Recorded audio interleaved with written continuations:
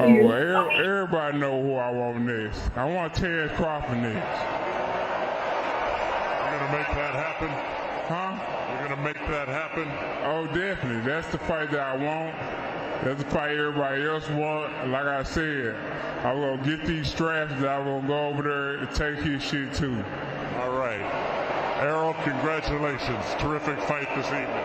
Thank you, man. Now, strap season, y'all know what time it is, baby. Terrence, I'm coming for that motherfucking belt. All right.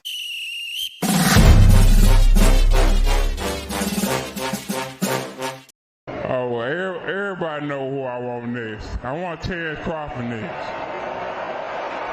You're gonna make that happen? Huh? You're gonna make that happen? Oh, definitely. That's the fight that I want.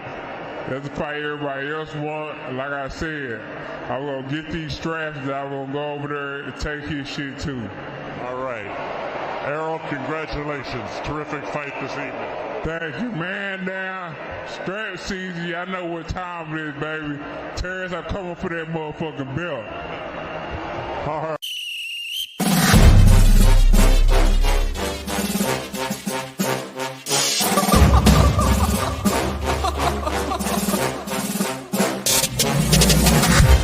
I'm not catching fades anymore. Gotta keep my hands clean when they come for the ball.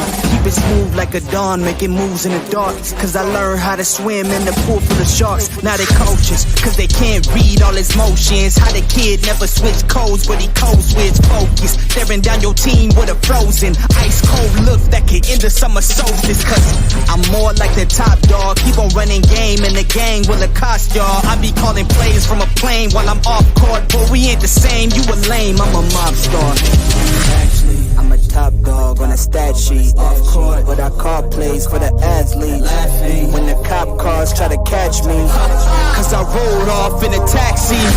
Put my feet up, I'm relaxing. Singing Figaro with no accent. While I pour strings from the streets in. Do it all with a straight face, I'm the kingpin. Top dog, top flow, boss mode, I'm the kingpin. Showstopper, top dog, God vibe, I'm the kingpin. They know I'm a dog and a beast, man. Yeah, I keep the peace with a peace, man. I ain't got no time for a piece, man. Why would I respond to a pawn? I'm the... Hold up! If I let my dogs off the leash, then you might want to get out of Dodge while it eats, man. Honestly, think it's not the blood in the beef. If they don't leave anything behind at the eat. I can see you soft, ever thought about retreating. If you never have, then they'll give you a reason. Better watch your tone, lose your bass when you speaking. Underneath the mask is the wrath of a beast. When you learn how to smile in their face, then go cutthroat. Then they want to call you a con when the blood cold. I remember starving while y'all had a truckload. Now I'm with the mob with the call and the gusto. I'm a top dog on a stat sheet. Off court, but I call plays for the athlete. Laughing when the cop cars try to catch me. Cause I rolled off in a taxi. Put my feet up, I'm relaxing. Singing Figaro with no accent. While I pour strings from the streets in. Do it all with a straight face, I'm the kingpin. Top dog, top flow, boss mode, I'm the kingpin. Showstopper, top dog, God vibe, I'm the kingpin. Man, what's going on, Cash Crypto? 2 cents in the building. What's going on, fam? What's happening? You know what I'm saying? Boxing is starting to get a little more exciting, man. I mean, we got things popping up with Jermall Charlo, you know what I'm saying, activating his champion in recess, because I thought the whole thing was like really sordid. I thought it was pussy punk ass that he went into championship recess. He didn't have a choice, of course, but you know, he wanted that Canelo money. But he got his Canelo money, but now he's got to battle back and get his belts at 154. And you know, I thought the spirit of Jermall Charlo was all gone. And until we seen recently, he just activated his champion recess status and blocked the Terrence Crawford fight. Yes, he blocked the Terrence Crawford fight because he was coming up to 154, walking around with his chest out, acting all fucking rampant. You know what I'm saying? Like he's just gonna do what he wanna do, right? I'm glad the PBC is finally, sparking up and showing out a little bit here, because we're like, what the hell is going on? Are they going to be a part of the system this year so we can see some good fights? And wham, here we go. You know what I'm saying? It's like, Al Heyman, he's kind of like Jesus. He may not come when he won't, you know what I'm saying, but he gonna hit you with when it matters. You know what I'm saying? And um, I know it's kind of like kind of weird, you know what I'm saying, for him just to pop up like this out the blue. But you know what I'm saying, I'm pretty sure they got their reasons for why they're doing things the way they're doing them. I just wish that they shared a little bit more information with the people who want to see certain fighters from the PBC fight. Um, I know Bud Crawford, you know what I'm saying? I know he's like flabbergasted and he's surprised and everything, but he's trying to get to that Saudi money. I don't think Terrence Crawford really cares about who he fights or belts or anything like that. I think he just want to get to that Turkish money, Turkish Ali Sheed. I think he's just trying to get that money, get over there any way he can, just to get in on that number, right? There's a hustle for Crawford right now. He's at the end of his career, so, he's not going to get Fundora, you know what I'm saying? Because Earl Spence Jr. got that locked up over there on the other side. He's going to have to go through the PBC. What is wrong with him just signing a deal with the PBC? He's a stubborn man. So, Two Cents says, which Tank fans are saying boycott the fight? He said, I haven't heard one Tank fan say that. He says, I only hear people saying Tank fans said that. I mean, when you go into the rabbit hole like that, I don't know. I remember when there was some of Bud Crawford fans was talking about boycotting the Udanis Ugas fight. So all of this stuff is pretty much on the internet. So you know what I'm saying. That's what's being said now. That's what's out there in the what the boxing community is talking about. So there's no way to like really ascertain is that really happening or not. But is anything on the internet really real?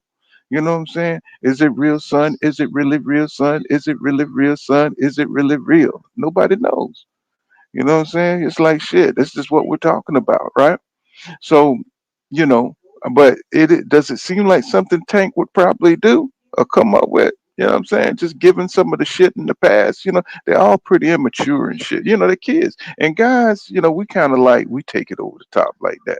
Right now, the day is being toxic and being, real petty, being as petty as possible. So this is the climate. This is the culture now. So, it seems like it's probably, if it's true, it's true. If not, it's not. Either way, what can you really do with it? Besides, we seen it from the Bud fans bringing it up. It just could be something just to show you that they don't give a fuck about Devin Haney. So it's just that toxicity. Saying is they spreading it like you do mayonnaise on a piece of bread. Saying, just letting you know that they really dislike this dude. Saying, and that's just our culture now. So, I mean, that's what we're talking about right now. Saying? It's not a big deal if he is doing it, but it's just all about the character, and people don't give a fuck about character nowadays. It don't take you very far. What I'm saying? That's just some old school shit from my era. These young people, they don't give a fuck. Niggas wearing pantyhoses and everything. They don't give two shits. They wearing dresses and Timberlands down the street. What I'm saying? It's just what it is. He says, shit, I don't even have social media. Hey man, the longer I have it, the more I don't even understand what's going on. Because people say anything, saying just to get attention. People are attention whores, and that's what's happening. People just keep thinking just thinking of a shock. Anything that's shocking, anything that could get clicks or views, and I see it.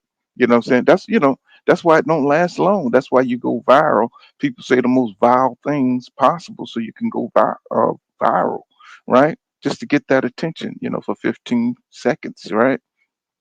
So, but if it's true, it's just part of the climate, man. It's just part of what's going on. That's what people do. What I'm saying? Try to think of the most damaging or shocking thing they could think of, And if you think about it, it just kind of shows you that, Devin Haney, he's just coming during an interesting time in boxing. Like, they calling this man the email champion. You got all these rules and regulations from the sanctioning bodies, that are changing, champions and recess, all this kind of shit, so now you got to, it's not just a straight up transaction, when you become champion now. You got to be healthy, if you're not ready to fight, you could be stripped of the belts and for anything because we know Devin Haney was stripped of the WBC, because his shoulder was hurting. And when that happened, let me tell you something, boy, I went for a tailspin because I was just like, what the fuck is going on with that?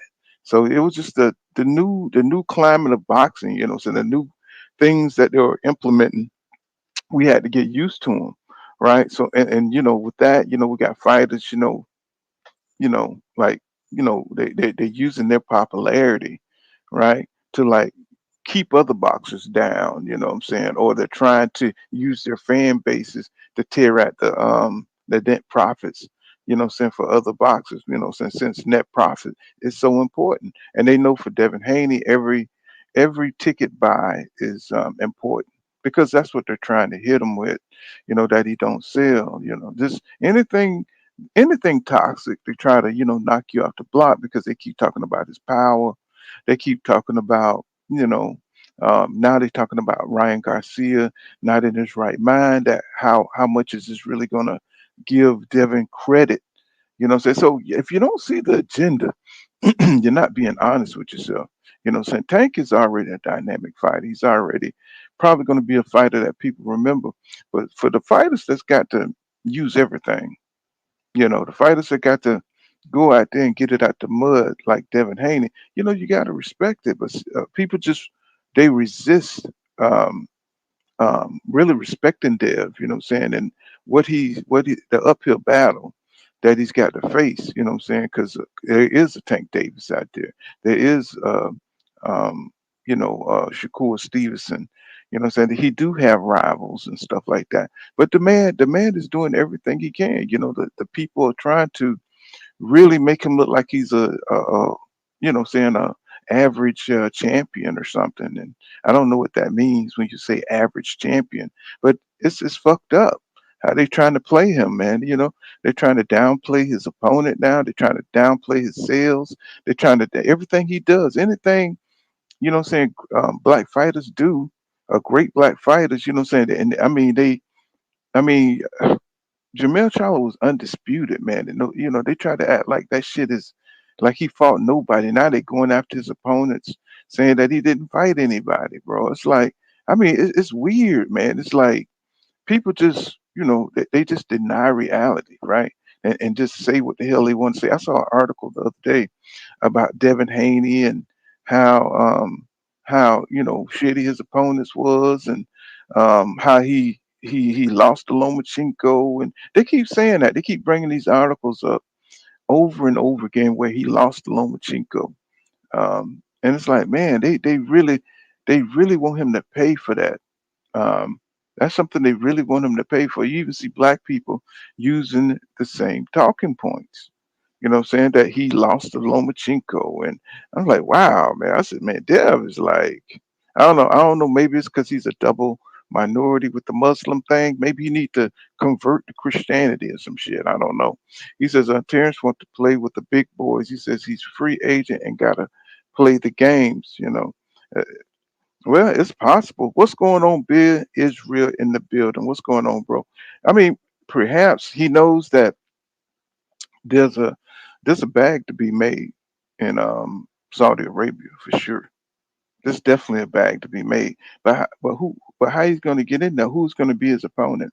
I'm pretty sure that the Turk.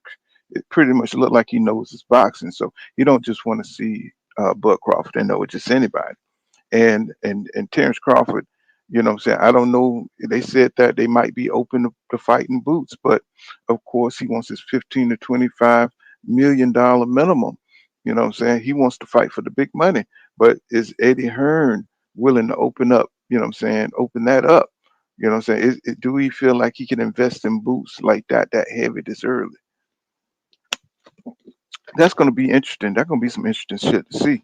And of course, Ryan Garcia had missed weight by 3 pounds. That's your boy. That's your boy. 2 Cent. You know what I'm saying? Your boy missed weight, and they did a bet in the conference the other day.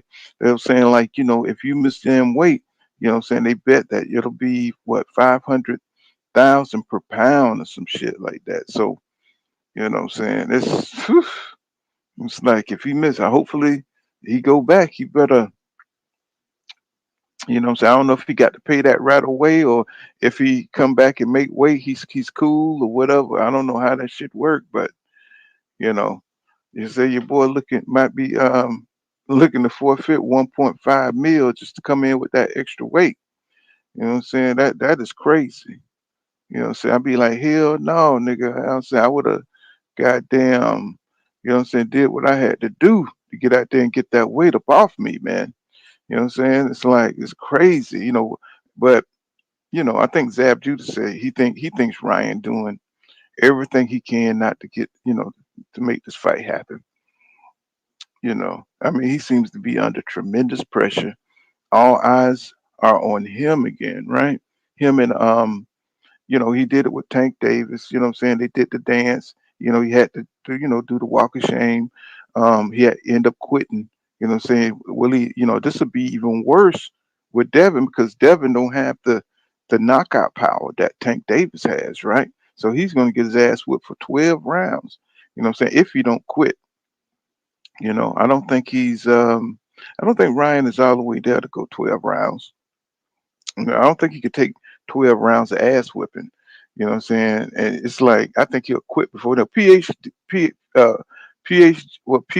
Big Dog. What's going on, bro? You know what I'm saying? What's happening with you out there? What's happening? And is that Eden the remix says peace fam. He says pool crypto, everybody hollering at everybody. He says Cash Crypto says because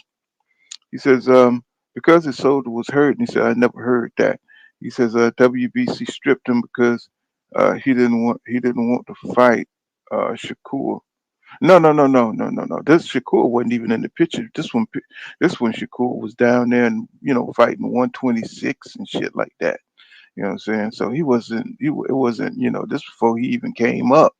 So you know what I'm saying. So um, I don't know why people think that Devin's scared of Shakur. He's not going back to the 130s, y'all. He's not going back to the boy is hot. Did you see him in the weigh-in yesterday, people? Did you see how bad he looked, Devin, when he's cutting weight? He's a terrible weight cutter.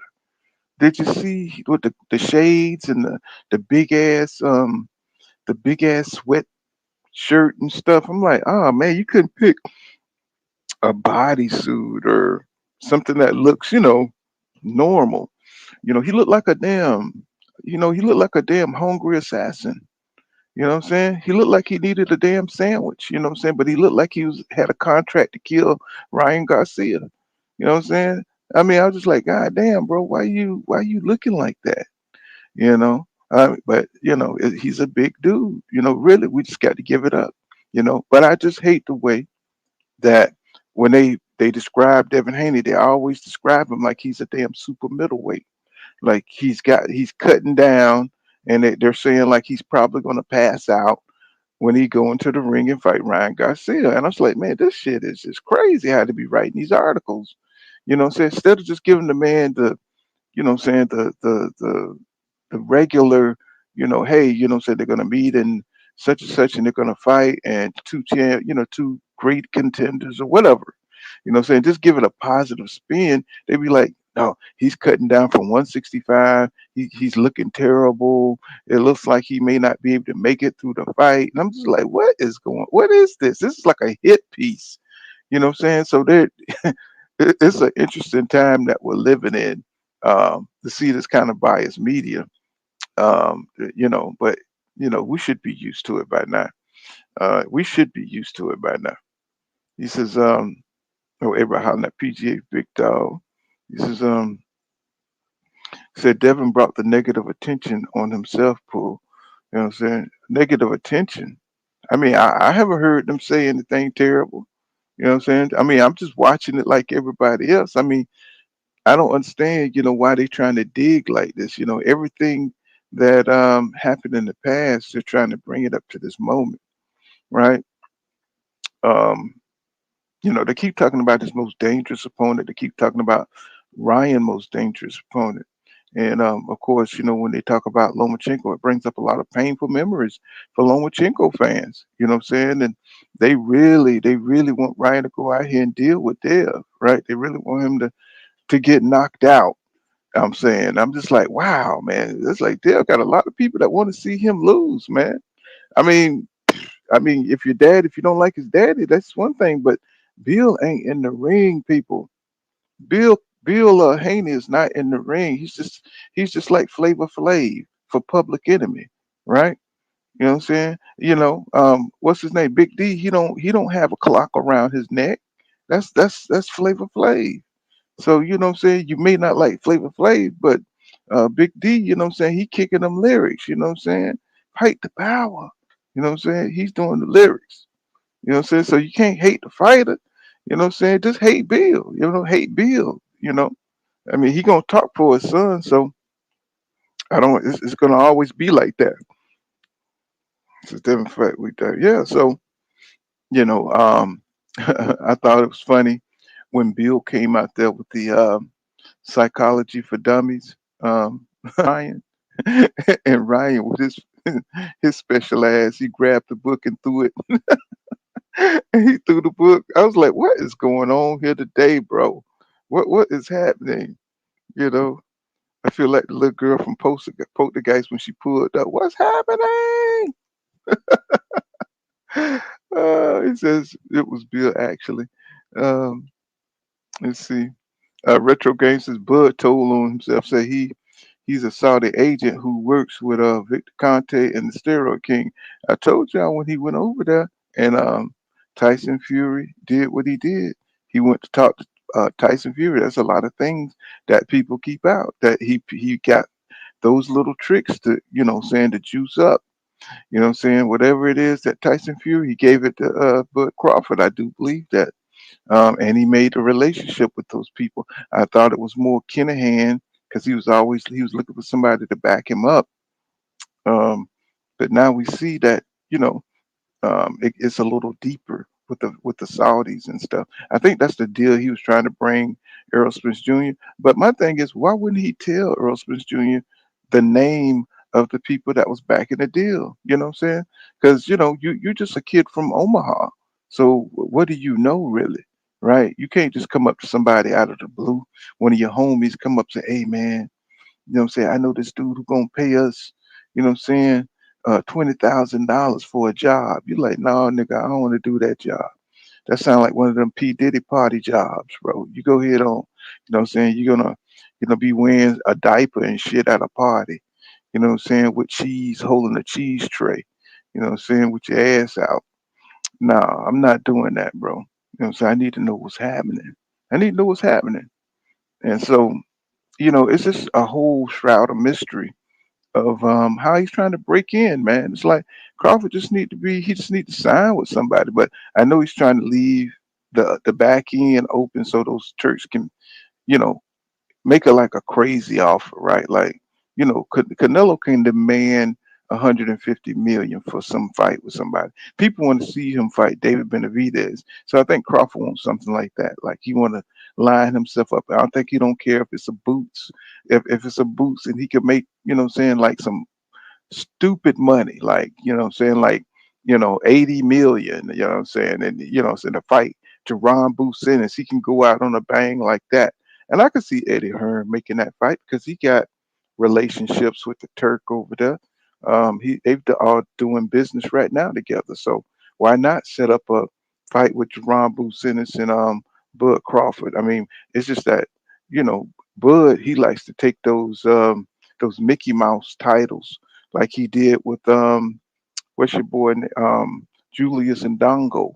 And anytime there's like an easy belt to get with Jeff Horn, what I'm saying, Bud Crawford, that's his way in, and he see these two foreign dudes, what I'm saying, and I've seen them fight. There's no special effects to these guys, so he thought those two easy belts he's gonna be able to grab, but whoop, nope.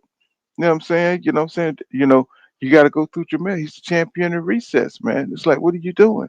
You know what I'm saying? Get the hell up out of here. Take your ass back to 147 and fight Jerron Boots Ennis.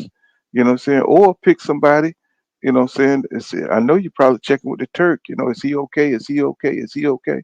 You know what I'm saying? Who to fight out of the rankings, you know what I'm saying? But they probably want somebody out of the top 10, you know what I'm saying? Not somebody out the top 20, you know what I'm saying? For him to make a fight over there with those guys. Let's see.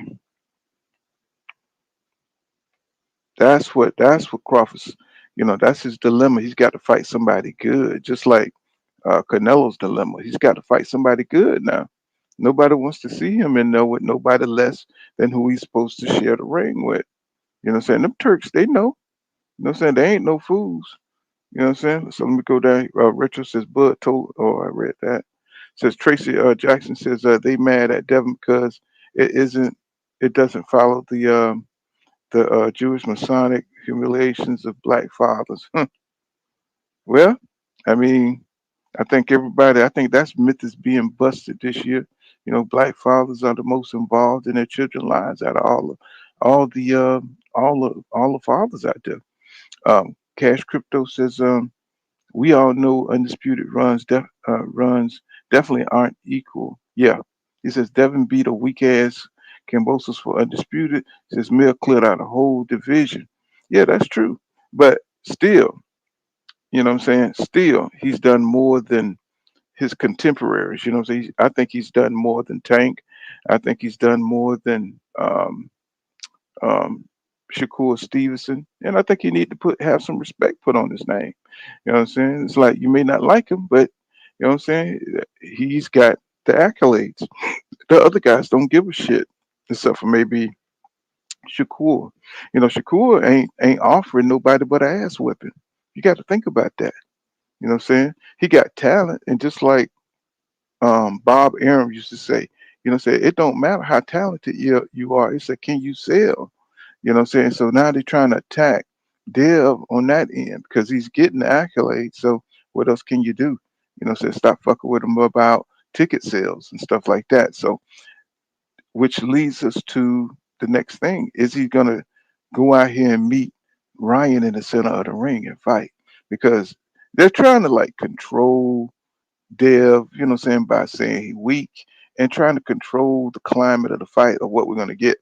Because they did the same thing to Sugar Ray Leonard back in the day by saying he couldn't punch, he was afraid to stand and fight, and he went out there and he took his first loss to Roberto Duran. And see, all Roberto Duran did was brawl. I mean, he was a smart brawler, but that gave putting that kind of pressure on Sugar Ray by saying that he couldn't fight, stand and fight, made him go out there and try to do it, and he lost. Of course, he came back and won, but they're trying to do the same kind of thing to Dev, and they tried to do the same thing to Roy Jones Jr. and Floyd Mayweather and everything like that. But and now Dev is talking that shit like he's gonna go out there and fight. Um, he's gonna fight in the middle of the ring. Tell me he's gonna meet him in the middle of the ring. Okay, you go out there and get Falumaloom, and guess what? That's what people want. They want to see you get knocked out. Even though it will be exciting to see, you know what I'm saying? But I doubt if Dev is going to do that. I doubt if he's going to, he might try to sit down a couple of times, but that's what's neat. That is needed somewhat to kind of engage like that, so folks can feel like you got a fight on your hand. Um, Cash Crypto says, that's a retro game say. He says the Saudis are doing big things for the sport. He says, but the Victor Conte part I don't like at all. Yeah, and I don't think we'll ever get rid of the Victor Contes around the sport. That's kind of like the flies around the manure, right? You know what I'm saying? Long as you got manure out there, you're gonna have worms, you're gonna have flies. You know what I'm saying? That's just a part of the game because the shit is all organic, right? So 2 cents says Ryan don't care about that money. You know what I'm saying? I know it's just something like, because he already mentioned that he could retire right now. He said he could retire. I think he cares about the status of it. You know what I'm saying? I think he cares about being out front, people saying his name, say having an event to remain a celebrity and to stay relevant so people could take pictures of him. And, just being a star. So I think that's what Ryan is all about. You know, it's like I think he's made good money. Says Ryan has no pressure for this fight. Nobody's expecting him to win. Exactly. I mentioned that yesterday. I said that's the dangerous thing about Ryan Garcia. That he ain't got nothing to lose, bro. He can lose. He can go out here and do one round, or he can go out here and do 2 rounds, or and lose and or fall out the ring. It just don't matter because people don't look at Ryan like like a champion. They don't look at him like like a Bud Crawford or Errol Spence Jr. He's not. He's almost like a novelty or something, a novel actor. You know what I'm saying? Somebody outside of boxing, somebody who. But the thing is, he got a pretty good pedigree. It's just that he never really cultivated the shit. You know what I'm saying? He's just more interested in being out in the limelight. You know what I'm saying? Which is kind of sad because he got more gifts than a lot of fighters. Um, Eden Remix says Bill talks so much shit. Nobody takes him seriously. Said he's out in social media streets arguing with teenagers. He says don't take don't his peers don't take him or his son seriously. Well, well, um, I mean he's out there pushing his son. He got his son to this level talking shit. You know what I'm saying? They millionaires. I don't know what the problem is. He says, Calvin Ringo says, he says Ryan going down for the count in the ninth or 10th round. I think so too. The more I see how he act, he's acting more and more erratic. You know what I'm saying? Like he's just afraid. I don't understand why. You know what I'm saying? He says Ryan will go because if he always said that Devin don't have any power. So what is he worried about? Says Ron will go rap from his butt kicking to the psych ward. Hey, you know what I'm saying? It is what it is. Maybe that's what's needed. Um, he needs to stay healthy. It's good to follow fame and money and things that you need in life, but you got to take care of your mental health too. You know what I'm saying? Because you know, your physical body can heal, but crazy lasts forever. Crazy lasts forever. I said it. You goddamn right.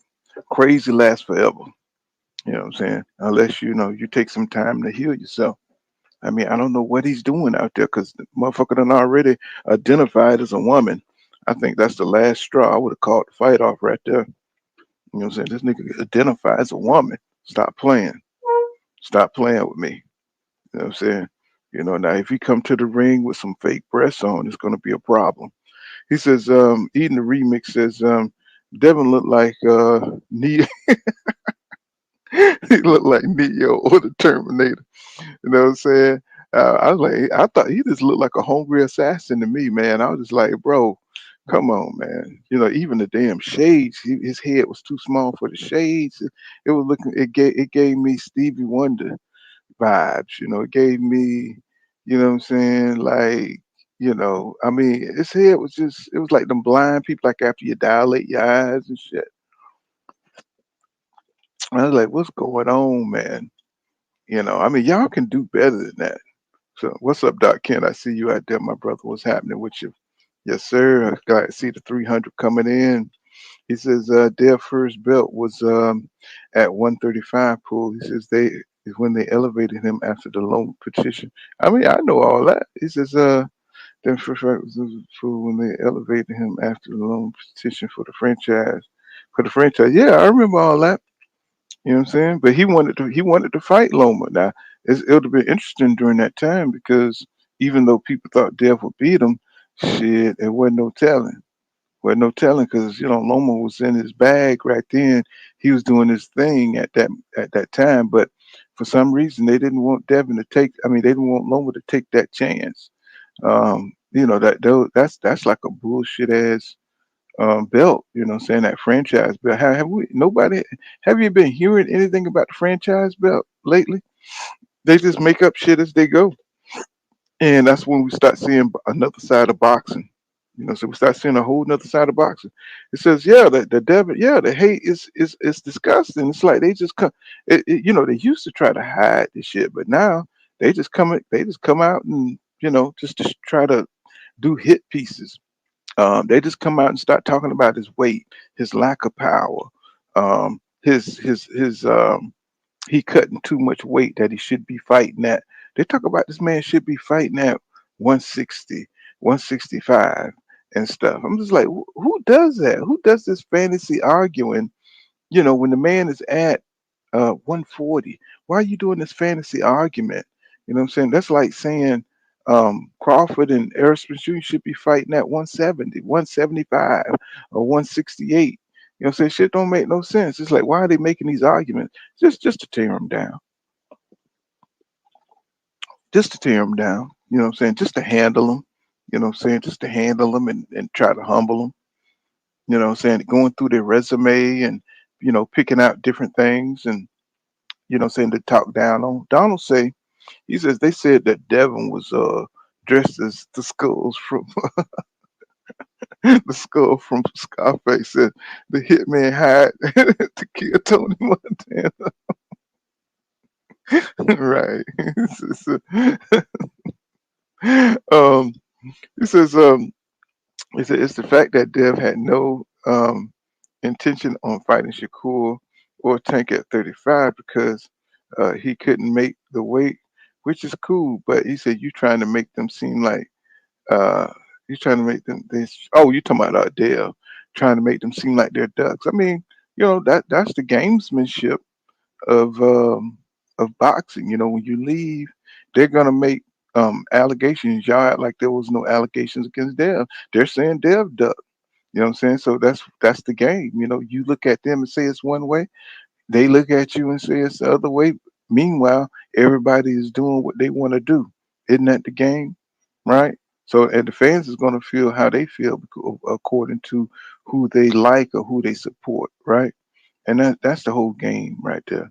You know what I'm saying? But for me, I was always invested in welterweight with Errol Jr. and Bud Crawford. I never really felt any kind of way about, the lighter guys like that. Even though, I'm into it, what I'm saying? I really, I always liked them equally, what I'm saying, for me. So I guess that's why it's a little bit more easier for me to just look at it both ways, you know what I'm saying?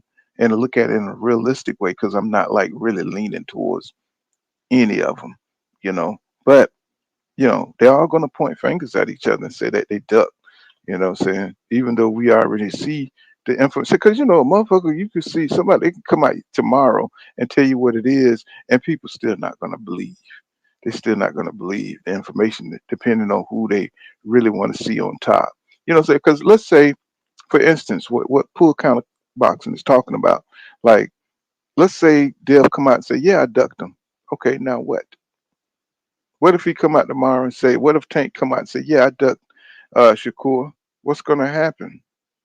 Nothing. You know what I'm saying? So it don't really mean nothing, is what I'm trying to tell you guys. People be having all these damn different arguments. It's like it only matters if they can get into the ring or who they fight next. So it don't matter if he ducked them. It don't matter. So these guys got a plan and they're gonna do what they want to do, regardless of what the fans want. And really, it's the fans that get screwed in the end because we the one invested in their careers when they going in a whole nother trajectory. You know what I'm saying? So it ain't no need to raise your blood pressure up. You know what I'm saying? Is what your boy mean. So because they're gonna do what the hell they want to do anyway. Eden Remix says one day Dev and his father is slapping people in the face. He said the next day is playing and humble. He says, which one is it? He says you got to choose villain or the hero. I mean, shit. I mean, we living in the days where you can identify as a woman, my nigga. You can identify as a dog. You know what I'm saying? So you could do what the hell you want to do. I mean, you could be whatever you want to be, nigga. You could be a serial killer and you could be a pastor. You know what I'm saying? It just don't matter nowadays. You know what I'm saying? It's like, so why call out Devin Haney them? Everybody's doing this weird ass shit. You know what I'm saying? So, I mean, so what? Be a little crazy. You know what I'm saying? Do what you got to do to sell the fight. I don't think they have a big enough rep, what I'm saying, for it to matter because they seem very humble to me. You know what I'm saying? When I see Dev, he's a good kid, but I think he's just trying to stir the pot up so he can he can sell some tickets. Because I mean, because think about it, his personality is just like really dull. What I'm saying? Ryan Garcia, he's just a mess. What I'm saying? So it's just, I don't know. It's just none of it is organic, is what I'm saying. This just all seem kind of manufactured, and I think we need to look at it that way. I mean, Two Cents usually be the one who tell me this shit is just all theater. What I'm saying? She usually be the one that bring my mind into that space. He says, Bill is the problem. Say, I feel like he is pissed off the wrong people. Could be, could be. Could be. That sounds about right. Cause these, people be having grudges in these industries, especially the rioters. You know what I'm saying? If you get on the wrong side of people, they'll real try to destroy you. He says, laugh out loud. So they both are kind of on the slow side. Y'all crazy. You see, I think Ryan should hang the gloves up. Well, I mean, we got to see. I mean, he may go out here that crazy. He might come out here like the Tasmanian devil. What I'm saying? The Tasmanian devil was crazy too. What I'm saying? That motherfucker start spinning and shit from the horizon and whack, whack, whack, whack. Motherfucker come out there and shit. He go out there and turn it to the Tasmanian devil or Dev, shit, fuck Dev up real quick and then just jump out the ring and start spinning on his head. What I'm saying? But he still won the fight, right? So, crazy is good sometimes. Crazy people don't feel no pain.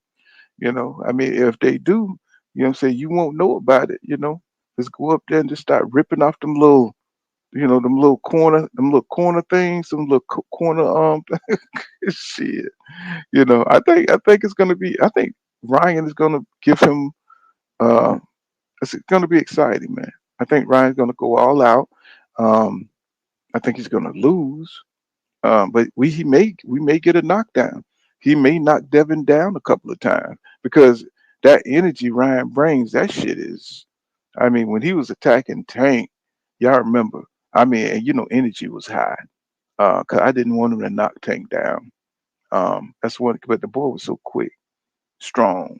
You know what I'm saying? But he was putting everything into his shots, and Tank finally caught his timing and let him overcommit a couple of times, and we knew that the end was near after that.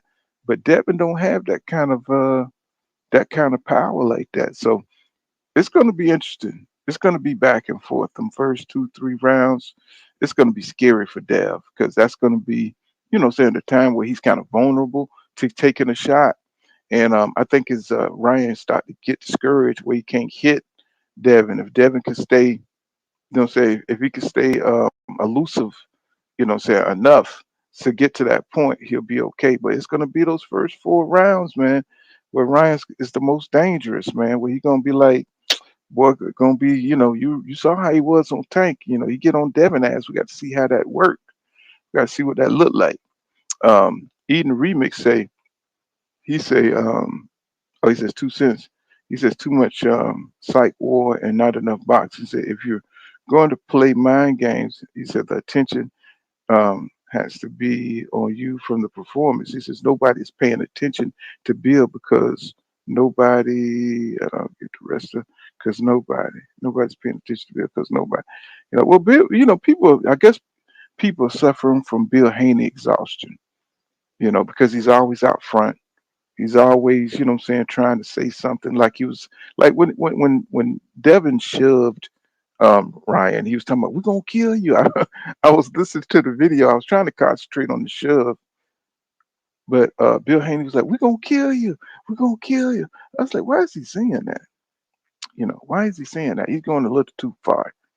Because not because I'm shocked or offended, but because I know how the media is going to take it, right? I know how the media is going to do. You know what I'm saying? They go, "Oh my God, he's calling for Devin Haney to murk Ryan." You know what I'm saying? It's like, man, nobody ain't got time for that kind of shit, bro. It's like, be careful, in what you say, because they know you're making millions of dollars. They don't want to see your black ass make that kind of money. So you gotta protect yourself from the dumb shit. You know what I'm saying? Don't be saying, because we saw what happened when Deontay Wilder said he wanted to catch a body. And that, come on, bro. We in the most violent sports, ever. You know what I'm saying? One of the hardest hitting dudes. You know what I'm saying? So what do they? All this. It just seemed like it's a hypocrisy. It seemed like it's a way to scapegoat on black fighters, you know what I'm saying, to handicap them, you know what I'm saying, by acting self righteous and shit all of a sudden. You know what I'm saying? So it's just dumb. Shit is dumb. And I just I think they need to play it safer.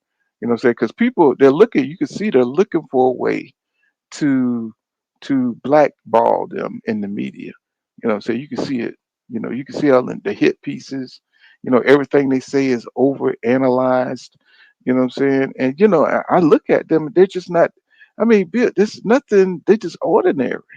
So they're just ordinary. And Devin did have special talent. I think he's very technical. But his personalities is they're very. They should be perfect. So they should have all the support in the world because they're normal, right? But people want to see abnormal. They want to see P Diddy boxing. You know what I'm saying? Not only does he beat you up, but he fuck you afterwards. That's what they want to see. Something crazy. They want to see Devin get caught with parties and they want to see drama. That's what everything is about nowadays. It's not just about the boxing. It's not just about just the sport, the skills, everybody want drama now. That's what they want. Jeff Ross says, he says, what's up, Pool? He says, salute to the chat. What's happening, man? It's my 300 up in this mug. You know what I'm saying? What's going on, Shemaine? Shemaine, what's happening, bro? Two Cents say, he says, Eden Remix says, Ryan has done way too much for this fight. He says, I don't want to have to deal with, he said, I don't want to have to deal with against. I was a fan of Ryan, but he's too immature for this type of spotlight. So he's not getting better. Well, there's a lot of pressure, come with this shit. We sitting here on the computers and we're sitting here on the internet, right? But that's a lot of pressure, bro. I mean, think about all the people watching you. You got to perform. Even though he seemed like he's extroverted, some of the most extroverted people are introverted. You know what I'm saying? And they act like they're extroverted, like Michael Jackson. People wouldn't believe that Michael Jackson is this weird.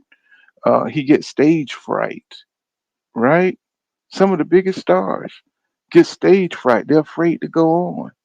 You know what I'm saying? They're afraid to be in front of people. And Michael Jackson was one of them. Got stage fright, you know what I'm saying, before shows or had these anxiety issues. You know what I'm saying? That somebody told me that the other day that Ryan Garcia got ADHD. I don't even know how to say it, but you know what I'm talking about. Um, and you can see it, he can't stay still. He needs them, you know what I'm saying? He needs a slap upside the head or he needs some of that medicine to slow his ass down, because he's always moving, you know. Bill brought that psychology for dummies and he just threw that shit and he was just bouncing. I was like, oh my God, what's going on today? He says he might as well hang it up. I know what people say. I mean, y'all don't think it's an act? Y'all think he's really fucked up? Y'all think he's really fucked up in the head like that? I mean, he's gonna be rich though. He's gonna be able to kick back. He made $30 million, say, with Tank Davis. So, I mean, that's pretty good little lump sum to sit back on. You know what I'm saying? You don't need but 2 million to retire. You know what I'm saying? Up there, say you had your 2 million put back and put your interest on that and you're good to go. So, shit, you ain't got to worry about Ryan Garcia. He gonna be all right. You know what I'm saying? Whatever he identify as, identify as goddamn financially stable. You know what I'm saying? That's what we all should be shooting for. You know what I'm saying? He says, I believe Mel blocked Bud purposely. Um, of course, he said they have a personal beef. He says Bud said that he wanted to fight Mel after Spence. Yeah, I agree. Because, Bud is trying to, say that Jermall Charlo lost stock the way he lost to Canelo, and he did because people been wanting that fight for a long time, and he went in there, he just played it safe, and he went in there to survive, and it made him look bad because he's Lions only brand, Um, people thought he was more ferocious. It was Jermall who had the personality that was laid back and would probably do something like that. Now we thought Jermell was the crazy one, um, but shit, that's why I say the fighters are looking at this shit like it's a hustle. You know what I'm saying? Like there's no pride in the reputation and the brand that they're building. It's like they just building themselves up till they get a big fight, and all of a sudden, boom. You know what I'm saying? They just resort to any other regular fighter. Just cash out and fall back. Now, hopefully, you know, I mean, it could be either way. We've got a 50-50% chance of whether Mel is going to be serious with this fight. You know what I'm saying? Because if he get this fight, and he beat this dude and it sets up a Terrence Crawford fight, I mean, is he going to take the shit seriously? I mean, or is he going to just try to cash out, what I'm saying, on the name that he's built? And that's going to be interesting. You know what I'm saying? But he's very competitive with his brother. So, you know, if Mel go out there and he's kicking ass, I'm pretty sure his brother going to want to do the same thing. Um, Now, 2 Cents says, I don't think nobody's doing nothing personally to Crawford.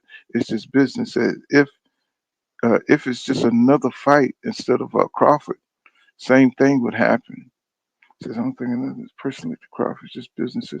If it's another fight, oh, right, it's the same thing would happen. I mean, does it really matter? You know what I'm saying? It's because who attached to it. You know what I'm saying? Is why we care, right? If this was Jeff Horn getting blocked, we wouldn't give a shit. You know what I'm saying? If this was, what I'm saying? If it was anybody else but Jermall Charlo doing what he's doing to put Crawford, we wouldn't care. It's because the status of who they are is why we care. And it's because who they represent. So Jermell, he represent the PBC. You know what I'm saying? We've been asking questions since he lost that Canelo fight. What's going on? Errol Spence Jr. disappeared after he lost to Bud Crawford. What's going on? What's happening? What you guys doing? What's the plan? So now all of a sudden, this is the first movement that we've seen off that. It's first movement what we've seen off that. So it's exciting for him to block. Seeing Bud Crawford makes his moves, right? Trying to get to the Saudi money, trying to, make moves around the PBC. So it's exciting to see the first PBC move is to block Crawford from fighting Ismail. What, how do you say his name? Ismail Marvitov or something like that. Israel Marvitov, right? And then they fought for they fought for his strip belts. So I mean, it looked like justice. It looked like it would be justified for him to be able to get the first shot at them, right? As the champion in recess. I mean, that makes sense to me. But it's also causing drama. What I'm saying, between him and his rival with Bud Crawford. So it all kind of works together. It's all kind of seem like it's fate, right?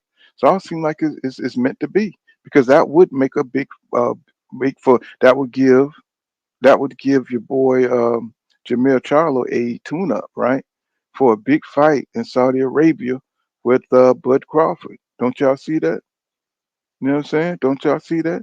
Or I don't know if Bud could fight the other guy, Bakaram Murzali, Zalev, something like that. Bakaram Murzali. I guess it's hard to say the motherfucker's name. He said, Ryan has never acted like this for a promotion. Says why? He says, I really believe he feels he has to because he is fighting Haney. Think about this. He said they both are from California, but are fighting in New York. You know what I'm saying? So, well, I think Ryan is trying to live up to what he do. He's a celebrity. He's a social media influencer, basically. You know what I'm saying? So he's doing what he's do to bring his numbers up. Devin is really, he's acting out of character. You know what I'm saying? With some of the shoving and slaps and talking all the, oh, it's personal now. You know what I'm saying? The problem is he just don't have the kind of personality to sell that. He still look like a kid for some reason. He don't look like a fool. I don't care what people say. He look like a kid to me. Maybe that's because of my age, but he don't look he just don't look like a mean. It's hard for him to sell that kind of shit. He says, Jeff Arce says, so Ryan officially 3 pounds over. I don't know about official, what I'm saying, but that's what I'm looking at. You know what I'm saying? That's what I'm looking at. But I mean, they'll still fight though. He'll just have to pay a fine. Eden Remix says, why would you take the fight to New York when your people are in Cali? He says to keep Ryan from his fan base. He says it's about money. He says, I believe Bill is really bad business, man. Don't think that well, you know. Well, we'll see what the numbers are going to be and how it works out. He said, fall, fall out the ring. um, You see, Doc Kent says, he says, personal or not, he says, I'd pay to see Bud and Miller. Man, line up, man. What you talking about? What you talking about? That would be one hell of a fight. That would be one hell of a fight, bro. I'm trying to tell you right now.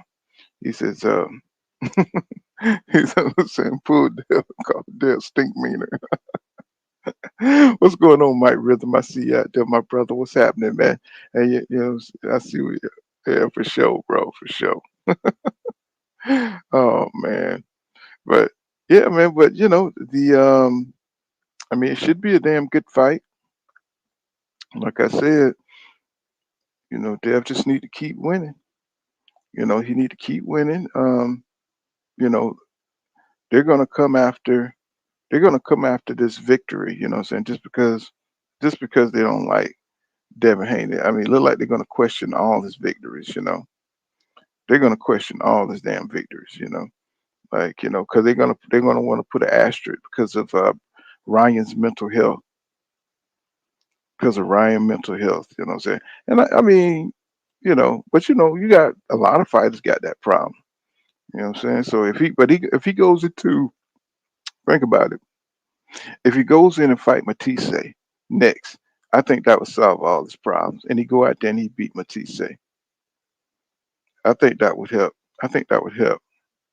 Um, that would help him. You know what I'm saying? That would help him. Even though you still gonna have people talk shit about it, but you know that now Matisse ain't gonna be shit. hmm That's what I think. I just hate that. He got to go through all this shit.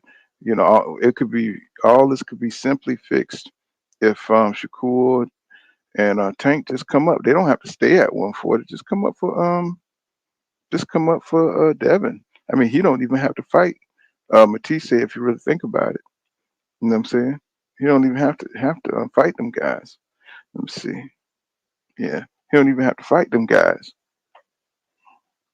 I mean, he could fight Shakur, and he could fight Tank back to back.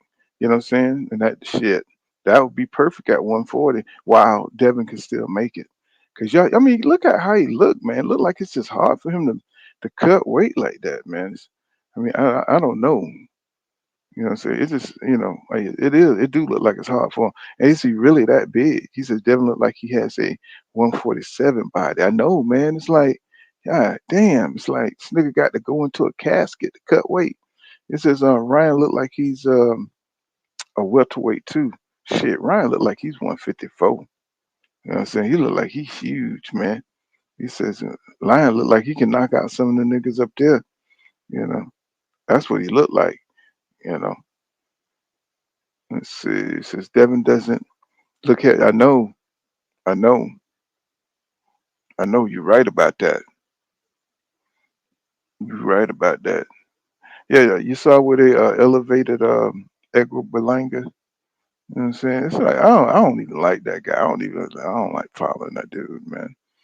It's like can start now. Yeah. Let me see. hmm Let me see. I'm trying to find some of the interviews that I was looking at last night. Yeah. What you say? What you say, Eden? No, no, that's retro gamer. He says pull. He says pull up your. He says pull. You're right about. Frank said he needs some of that fat back fury to eat Tank's body shot. All that muscle ain't stopping them, stopping that stopping that shank. Yeah, you know what I'm saying? He just the nigga too. He's like a fitness freak. You know what I'm saying? He's like one of them. He's like one of them Thundercat mutant frogs. You know what I'm saying? Just muscle up everywhere. You know what I'm saying? Just not an inch of fat. You know what I'm saying? He needs to goddamn, get a eat a hamburger, my nigga, or something. You know what I'm saying? Eat something. He's just way too lean. 100%. What's going on? All things. What's happening, my brother? What's happening with you? Mm-hmm. Yes, sir. So, but that's the shocker. You know, Mel popping out the blue. Now, what I wish is Earl Smith Jr. just come out and start talking, man. Just start, doing some interviews, letting people know what's happening with the PBC. I'm pretty sure they're getting the schedule right to let us know what's going to happen. Um, what's going to happen with the PBC? What's gonna, who's gonna fight? What fights are we gonna get? Excuse me, y'all. What's gonna happen? All things in the building. Phoenix in the building. What's happening? Let me see. He says, good commentary, Pool. So you are on point. No doubt. Pool counterboxing always be on point, my nigga. So he says, Ryan won't catch no smoke for his kid.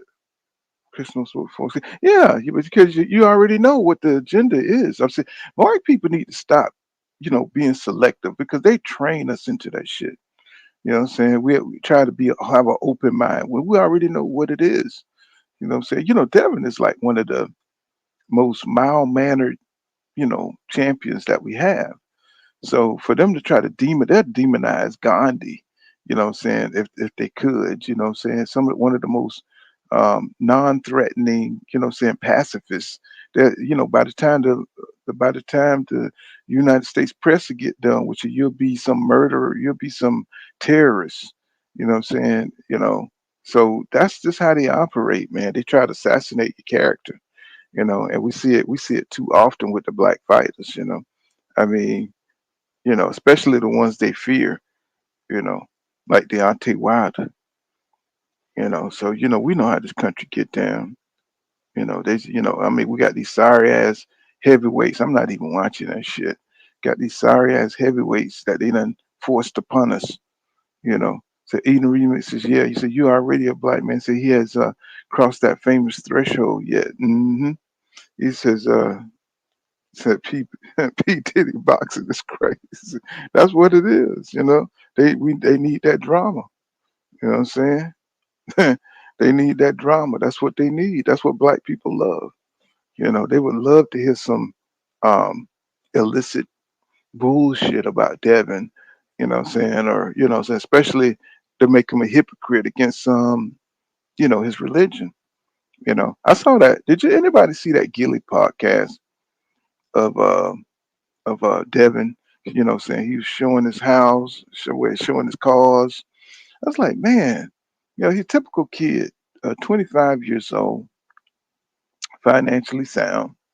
I love it, man. Between him and his father, you got your dad. He ain't that old. Look like he's pretty healthy. You know what I'm saying?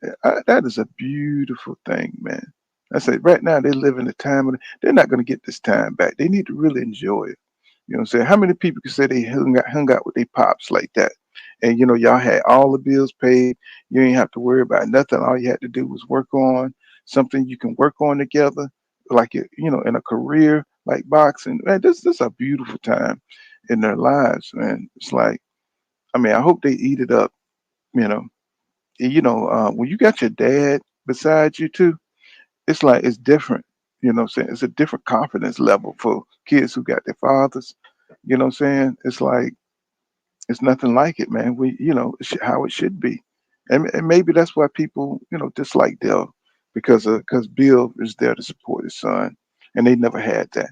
He says, yeah, Ryan is financially stable, and that mental stability is over. You know, he says, T Hill, what's happening? T Hunt, what's going, bro? What's going on, bro? Marvin Banks in the building. He says, I think Charlo was paid to lose Canelo. Of course. Yeah, if you're listening to my shit, I tell you. I said it's like people get in with Canelo and they forget how to fight. You know what I'm saying? All of a sudden people act like they don't see that shit. It's like, why all of a sudden they backing up? Canelo, he's so powerful. Canelo, he's such a special fighter. You know what I'm saying? Oh shit. It's like, come on, man. You already know they're gonna start to going to back to the rope so Canelo can start teeing off and they can give him that round. This shit is ridiculous. Phoenix says, it's not PBC job to let Bud win in anyway, He says their job is the best interest of the fighters and company. Said Bud is the ops, so their mission is to crush him business wise. Of course, the business, he know that, but he know what he need to do. He know Bud knows what he need to do. I mean, he knows he can make a deal with PBC. It's just that, I don't know, he just wants to be this lone wolf where he just want to do what he want to do. Doc Kent says, and he always did like shit against the grain, you know what I'm saying? So, I mean, he always moved different, away from the pack, So this is more of who Bud Crawford is. This is who he is. He says, to keep it a hundo, he says, want to see Maul fight Canelo instead of Mel. He says, keep it a hundo, want to see Maul fight Canelo instead of Mel. Yeah, because, Mel is more dense, more powerful, but Canelo don't want to fight nobody with no power. He don't want to fight nobody who could throw some combinations back. You know what I'm saying? He don't want somebody who can outpace him. And he did that with Bivol. And he had fucked up. He's seen where he had fucked up, and he's not gonna get somebody on that level. And Jermall is on that level. He can throw some shit back at you. You see, Devin Lomachenko. I mean, did I say that right? Devin, yeah, Devin Chinko. You know what I'm saying? He's not gonna fight nobody like that. See, Canelo will be getting by picking. He's very selective. He picks people with no power. If they do have power, they're not going to have the skill. Like I think they're not going to have the skill. You know what I'm saying, to be able to attack them. They'll be able to attack him with skill. So Triple G was a little old and long in the tooth. You know what I'm saying? Canelo is conniving, man. He's not a real fighter. He's just a conniver. He makes sure everything is in his favor. You know, it's like it's no maybes when you go out there and fight Canelo. He's gonna fight you when you're just a little bit too old. You know what I'm saying, to be effective. You know what I'm saying? So it's just, people won't admit it. He's just pulled the weight and it is about to start. Okay, let's see. Let's see. So the weight ain't about to start. Let's see, let me look it up. Let's see. Let's see. Ryan.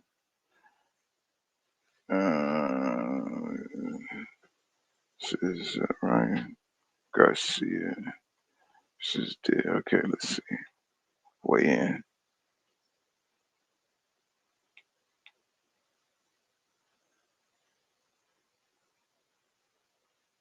Let's see. Well, it's yeah, it's on. Let's see. Let me share my screen. It's on and popping.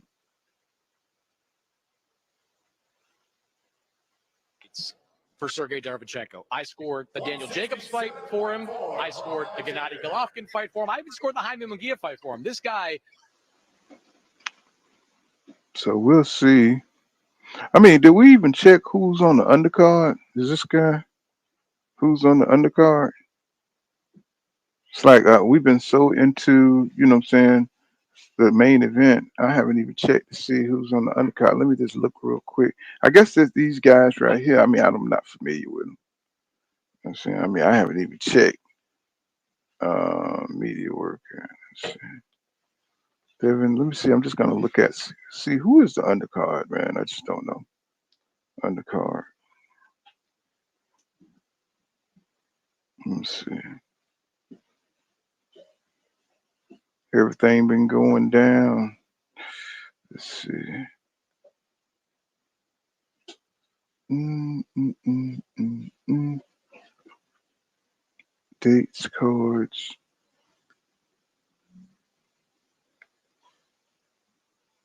Let's see. Well, I'm looking for who's on there. Let's see. Prediction staff. I don't see anything about the undercards. Oh, there we go. Undercard. Complete list. Let me see.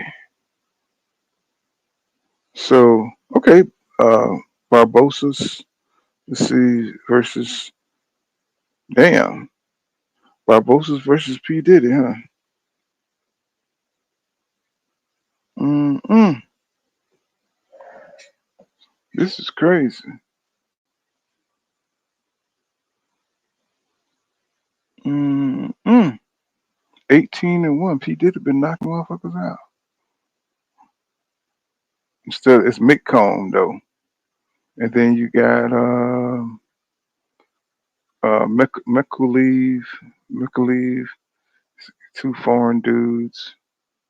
Okay, then you got John Ramirez, David. Who are these? Now I know Nathan Gallimore. I've seen. Oh, ooh, super welterweight. Remember I was just talking about Charles Conwell.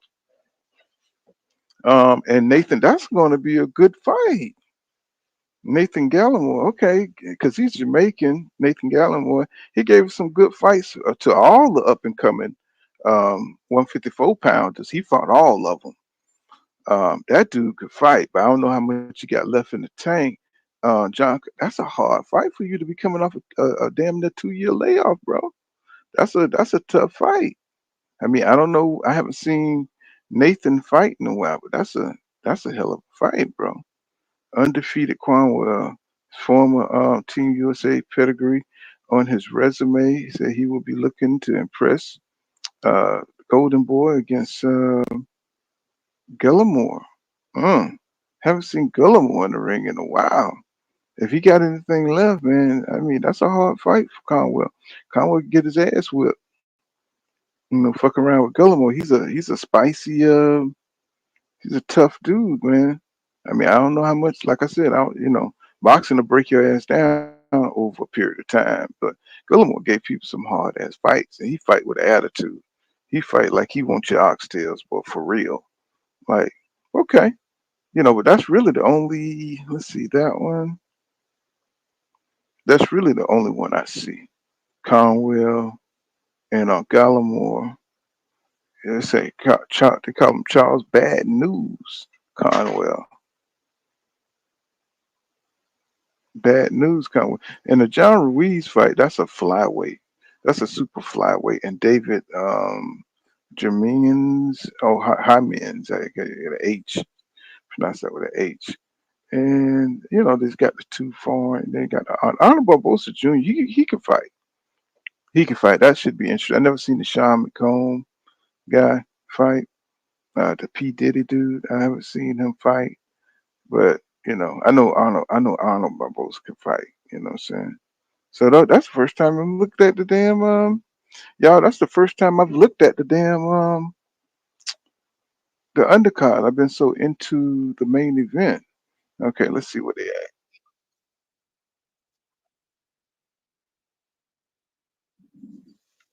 Okay, what the hell going on?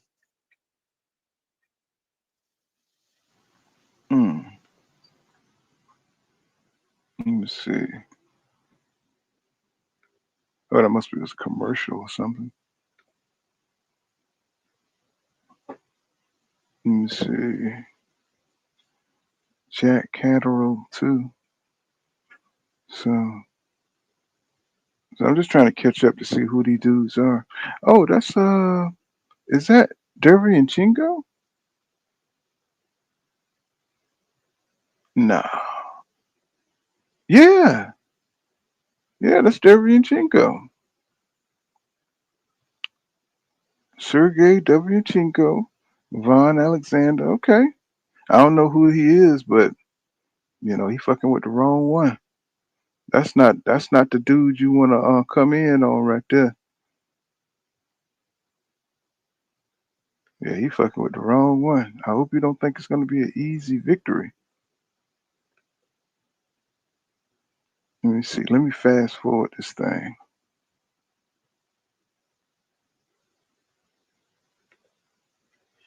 Let me see. I got technical issues here. Hold on. Let me see. Let me get it. Sean, know he loved talking. These shows that you guys are doing, it's fabulous. I've always upped it myself. A lot of fighters don't like the media. I get it, but you got to understand that this is not only a way to get people to watch you fight. When they get invested in you, guess what? You got a life for. Man, that boy know he can. That boy know he can talk. But we'll see what it is. You know what I'm saying? It's just they got so much bullshit on the zone. It's ridiculous. He says, Cooking with Frank says, he says Bud ain't gonna fight Mel. He said he knows Mel is too big and Mel won't be running around like he did versus Canelo. He says Bud don't want any real smoke. He'd rather fight dudes we never heard of for meaningless belts. Some people think that some people think this Israel Mazadrov Madrov Mazar how you don't know how to say his name Mazadrov guy. He would they think he would beat Spence. Spence. I mean, it's kind of sad that your reputation kind of failed. Just because you lost one fight. But a lot of people think the guy, because he's a silver medalist, they think he could beat Spence. I don't know how they come to that conclusion, but people really think that shit. They really think that. It's like they really think that. Says so retro says Eden. He says new kids. He says new age kids hear crickets. He said if you don't sell a fight to sell a fight, I kind of see why everybody's doing WWE stuff, because without people they won't buy the fight. Yeah, it's the attention span, man. People don't have with all the TikTok, 15 seconds. What I'm saying, all the little ads, and people don't have the same kind of attention span like they did. What I'm saying, before. So it's got to be quick. You lose people interest. What I'm saying, people don't give a shit no more. It's like, shit, if you ain't talking about something in the first 5 seconds, they going on to the next thing. So yeah, you kind of got to, because sometimes you go to these sites and they be shouting and stuff, and you're like, why are they yelling like that? To keep your attention. Frank Cooking with Frank says death shouldn't be at 154. He says, to be honest, he weight drains because he doesn't have the balls to fight at the weight he should be at. Shit, that's most fighters then. Cooking with Frank. That's most fighters. Most fighters don't fight at the weight that they supposed to be at. You know that. You know what I'm saying? You know that for sure. Um, y'all, you know that for sure. Give me 1 second, y'all. Let me get one second.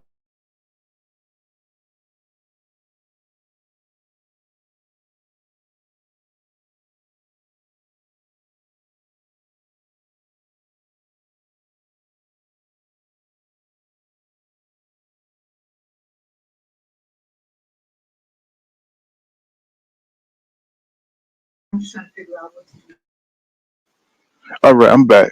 What's going on, my niggas? Let's see.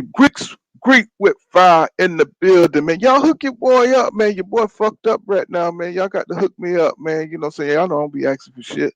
I'm trying to get on with this quality carriers, but I'm fucked up. Y'all got to help me out. Support the channel. Hit up the cash app on your boy. You know what I'm saying? Greeks with fire. He says Haney gotta move up. Move up. He looked drained. Yeah, man. That's like, I mean, fighters gonna look drained, but he be looking on the verge of leaving here. Oh, that's right. You know what I'm saying? Yeah, he be on the verge of, like he's a skeleton or some shit. I mean, but he don't, I guess he stay in the gym too. So if you stay in the gym a lot, you know what I'm saying, you don't keep no calories on you. And he probably watches what he eat, and he stays probably within 10 pounds of what I'm saying, his fighting weight. So that's hard in itself. So when you do finally cut, man, it's murder on his body, man. He just I mean, he just looked like he need a wheelchair sometimes. And I think it's just all in what he wear too. I mean, I think it's part of it when you wearing something like real big and puffy and shit. You know what I'm saying? It's like the shit just look off. It looks off. Let me see where they at. Shit look off. Let me see. You got somebody who's gonna follow you beyond what you do. All those people over there right now can't wait to get a picture with me because they got an opportunity to see me outside of the ring. You know they do those shows though. Who is this English dude with this goddamn 1930s, you know what I'm saying, truck driver hat? Sometimes it's fighter versus fighter. But this time, it's camp versus camp.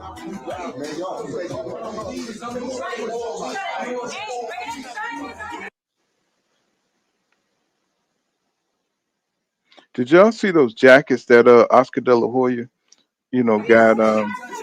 got Ryan and All this chaos from a tiny bit of got Dev. Did y'all see the jackets? He got like he was like they were getting ready for the first day of school. He was like looking for like how they looking for a reaction and shit. Like they were supposed to be happy about them damn leather jackets. I was like, my nigga, get out of here, bro. You know what I'm saying? Dev, he just, he opened Ryan's and Ryan's like, okay, Oscar. He was like, okay, Oscar. I was like, what is going on, man? It's like weird, weird, weird, weird, weird. You know what I'm saying? And he opened Ryan shit and gave, Dev his. Dev just, put his to the side. I was like, we're giving gifts and shit. What is, I don't know. Golden Boy is weird, bro. It's just, he says that is weird. He says, I have no idea why some people want Garcia to beat Haney. So they don't like the family, man. They don't like his setup. They don't like his swag. They don't like him. It says Eden Facts says but they don't like Bill basically. Eden says facts. This is cartoon clowns and clout chasers and Twitter fingers. It's the end of the world. It just feels it's just so negative, man. Everything is just so negative when it comes to social media. People want to capture your attention by keeping it negative. That's why you don't see me doing a lot of crazy. I mean, I'll do shit on my on my shorts and stuff, I like to, use my imagination, but, as far as my commentary and shit, I don't like to be all dramatified and shit, unless I'm pissed about something. And y'all have seen that before. Y'all have seen me pissed off, like, because, these fans be coming at you with some personal shit, so they come at you and they'll assume things about you just because you like a certain fighter, they'll assume shit about you. And you're just like, bro, what's up with that? Like, nigga, you know better than that, Especially, when you got a good rivalry going on. If you got a good rivalry, y'all should have some good conversation. But these dudes here, they want to make it toxic. They want to make it like, you know, like it's sacrilege. You know what I'm saying? To root for a guy that they don't root for. So I'm just like, nigga, get away from my channel, man, with that bullshit. So the Kegi says, he says, Bill Haney is a great father. I would have liked a father like him who had my back like that. Isn't that cool? See, I mean, somebody get it. Somebody finally get it. Somebody finally get it. Says, not gonna lie, not a fan of Haney's boxing style, but the kid is a winner for sure. Yeah, and, I mean, and that's cool. You know what I'm saying? You don't have to be a fan of other dudes. You got to be a fan of.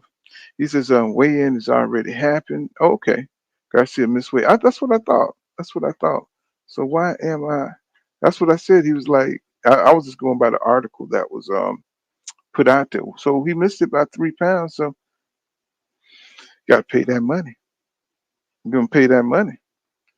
That's a lot of money they bet on. But it's just a handshake. So we probably don't have to do it. But I'm pretty sure there are some fines that he do have to pay for being overweight. And then Haney still got to accept the fight. To see if he want to fight that man. 3 pounds overweight. But I knew he was gonna come in overweight too. What I'm saying? He was expecting that shit.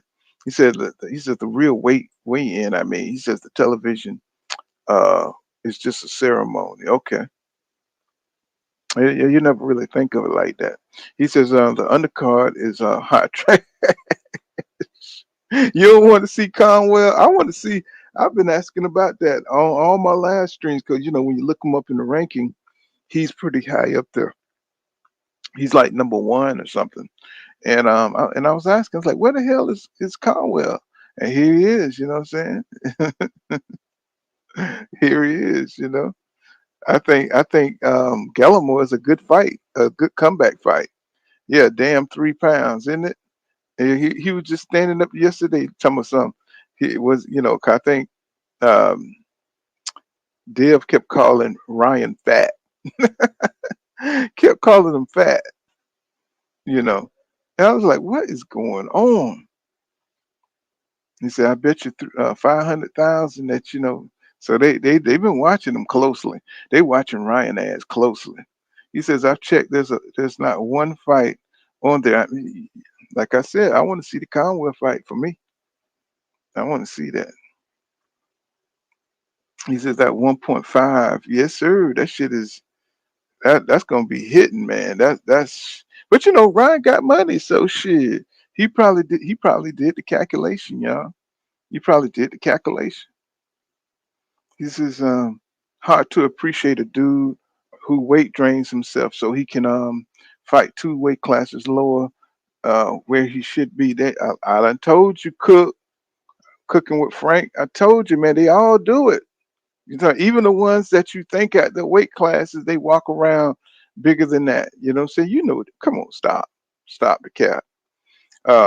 Doc Kent says, so Ryan got to honor that bet with Bill, and I was just saying that for every pound Ryan over 1.5. Woo! But that shit ain't finna happen. He might pay something, but it ain't gonna come on now. And they knew they were gonna miss weight. He just want to go in there with that extra. He says Gil has pop, and the kid says eating the remix. Yes, says Ryan has agreed to pay 1.5 to Haney so the fight can happen. Exactly. You know what I'm saying? Vaughn Alexander is a journeyman. Total mismatch. Yeah. But my man, he long in the tooth now, Derby and Chingo. He long in the tooth, so it's gonna be hard for him. I've seen how he been moving. He been losing a step, more than a step lately. But that's a warrior, though. That is one hell of a warrior. I wish he could have kept it up, man. That's one white boy. That's one of them white boys you respect. He the one who be in the black gang and shit. He did anything to impress all the other black guys. To stick with him. You know what I'm saying? That's Dervianchenko. He would tear your ass up. What's up, light skinned business in the building? What's up, my brother? Asante L, what's happening, bro? I got them to 300 up in this mother. He says, let's see, he said, the cake, he says, eating the remix. He says, um, I don't think Team Garcia even attempt to make weight a second time. He said they didn't want to weight train Garcia any further. Yeah, I could see something like that because he already gonna lose, but they want that weight advantage anyway. What's happening? What's happening? What's happening? He says like they should be required to try. They should be required to try. He says Devin. Yeah, what I'm saying, because if you got to make weight, it's like shit. You know what I'm saying? And you just strategize. You just gonna come in there overweight. That's kind of fucked up. You know what I'm saying? It's kind of fucked up. He says, I'm always going to support my own, but Dev is working with Victor Conte. We got to see. We got to see. Yeah, you're right. He is working with him.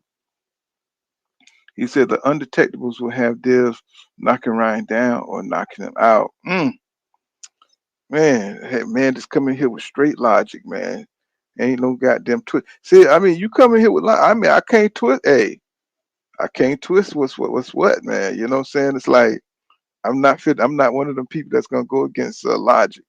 He says, clicking with Frank say, boxing would be way more popular if these MFers were forced to fight who the fans want to see. That's right.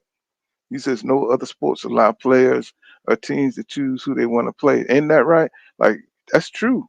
Because if the Bulls, saying the one team that was just stopping them from dominating, there was Detroit in them early years. So what if they, chose to play against the Mavericks? They would have been champions. They would have won by fucking, 10 or 13 championships. You know what I'm saying? It's like, yeah, yeah, but you're right. You don't need to choose. You can't choose who the hell you want to fight, and that's why Canelo career is such a should have an asterisk beside the name because he got to choose probably everybody he wanted to fight. That's why he need to go and take that shit on somewhere else. Um, Asante says Devin been favored in all his fights. His team has carefully protected Devin. Says Devin has been favored in all his fights. His team has carefully protected Devin. Yeah, that's pretty much all of them, though, bro. That's pretty much all of them. He says you right, Pool. He says Devin ain't the only one. Said he just looks obvious as hell when he does it. You know, but I mean, it's just that constant training, man. Sir, the ruler in the building. What's up, baby? What's happening? That's going on. Sir, the ruler up in here. He says, "What's up, Pool? Long time no see, fam. No doubt, 'cause we're always gonna come back. What I'm saying we're gonna have some downs. We're gonna have some ups and downs in personal life, but we're gonna come back and see what's popping. We're gonna see what's popping. See the megaphone. But this is getting exciting. This is getting exciting. I'm tired of watching them talk in the press conference because neither one of them really have a great personality like that. So it's gonna be interesting. Let me see. Let me throw these things in the microwave. Oh, yes, sir.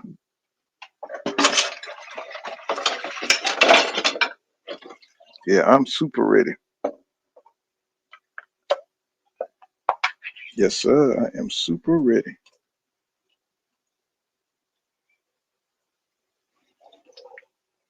Yeah, I just want to see a good fight, though. Tell you the truth, I just want to see a good fight.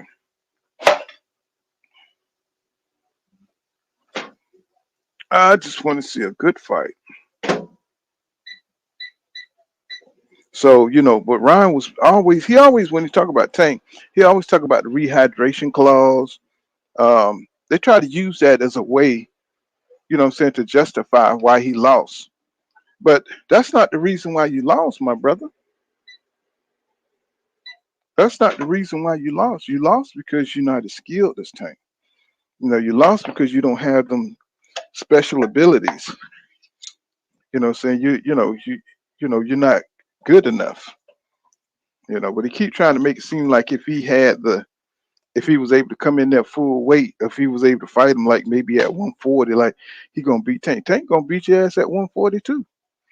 He gonna beat you at that weight too. It's just because you don't have the skills to beat that kid, and not a lot of people do.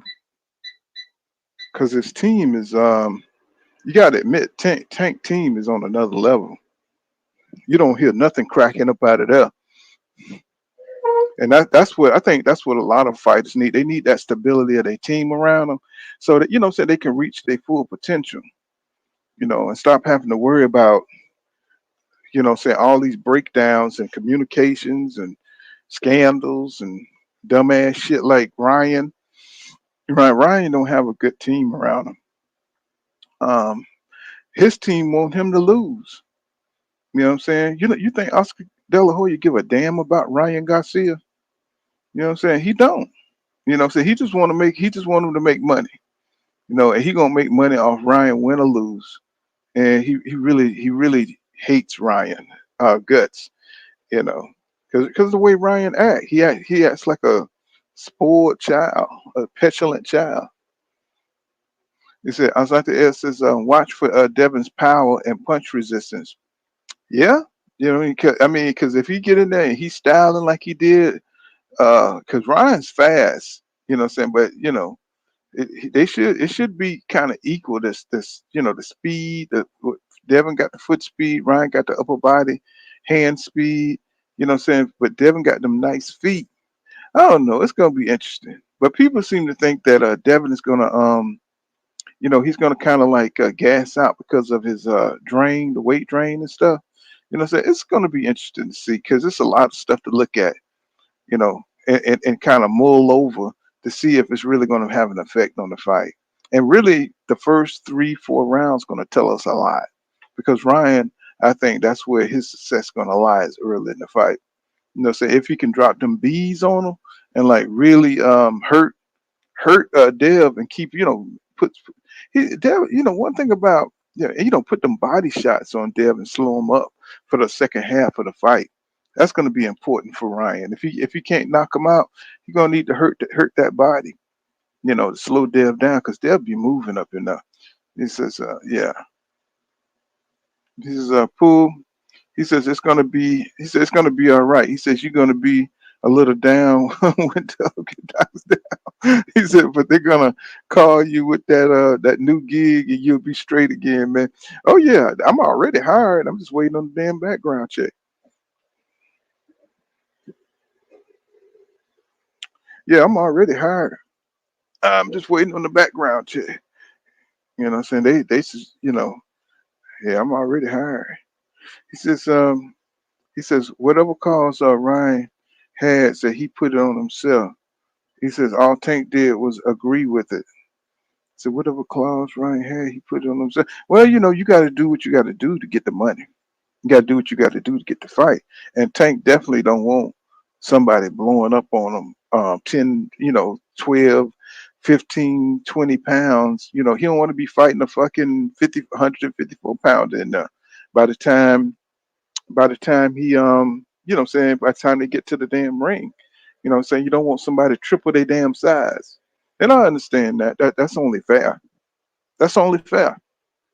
You understand? That is only fair. He says, Cash Crypto says, you can only kill yourself to make weight for so long. He said that fight comes to where your body won't snap back. Exactly.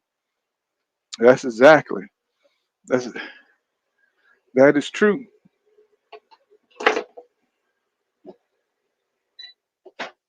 That is true. I mean, I keep saying it, but look at Errol Spence Jr. You can't keep. The man was at that damn weight for what 10 years. That's unnatural, bro. You don't walk around at that weight. You walk around 30, 40 pounds over that weight, and then come time for a fight, you got to squeeze back down to that weight. Nah, your body gonna do funny things. What I'm saying? Your mind is gonna do funny things. What I'm saying? It's like you can't keep doing that to your mind, to your body. It's not gonna work. It's not gonna work. So let's get the predictions in. What I'm saying? Let's get the prediction. What do you think? Who you think gonna what round you think Ryan gonna go down in? It's hard for me to wrap my head around some shit like that. To think that he's gonna go down. That Devin's gonna knock him out. It's hard for me to believe that, man. Ryan, tell me some 3 pounds is nothing. Devin says, oh my God. I'll tell you one thing. I know Derrick James is ready to get his ass up out of there. I bet he's ready to get back to business with Earl. He done been all around the world, dealing with this goofy. Said on Sandor one day. What? You talking about he talking about fighting Sandor Martin next. He's still talking about that guy. I guess that's his mandatory, right? That's Dev mandatory. Oh man, that's ugly. He gonna get criticized like hell for fighting Sandor Martin. You already know. But if he can unify Trump's Mando, so that's a good thing. So if he could get one of those other champions agree to fight, he don't have to fight the Sandor Martin fight. That fight ain't gonna do nothing for his career.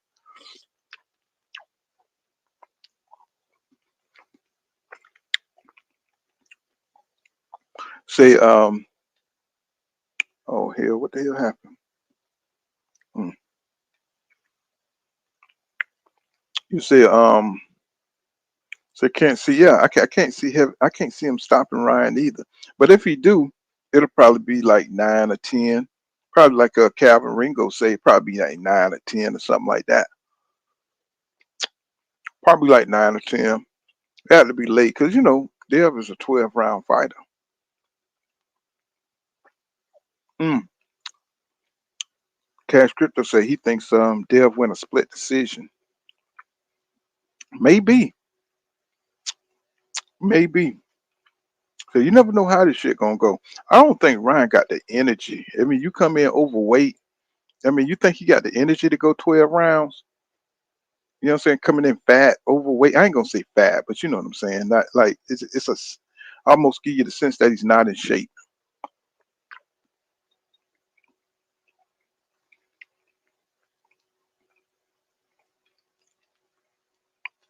Says Spence. Oh, eating the remixes. He says Spence got his rib broken in trainings and then took edibles before the fight to deal with it. I believe it. I think it was Ryan who was saying that EJ was hot as hell. He was high for that fight. And that's like a few times I've been hearing this, that he was high during that fight.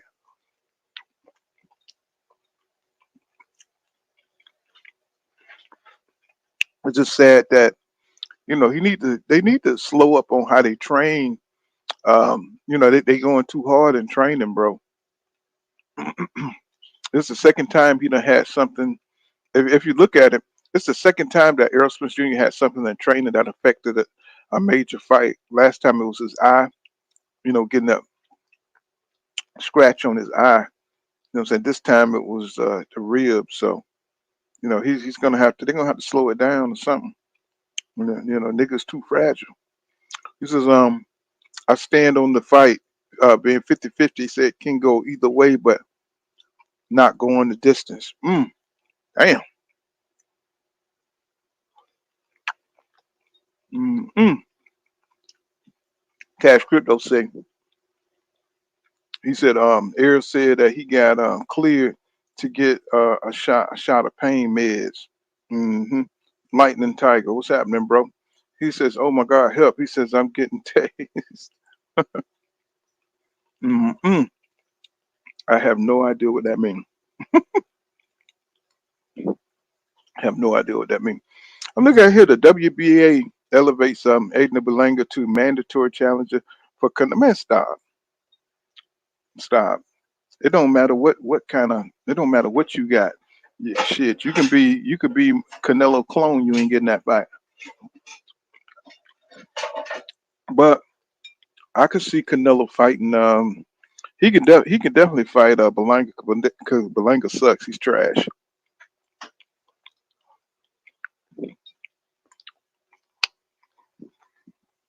Yeah, I could see him doing. I could see him doing Belanga because that's all Canelo wants is easy fights, just like Bud Crawford. Just like Bud Crawford want them easy fights.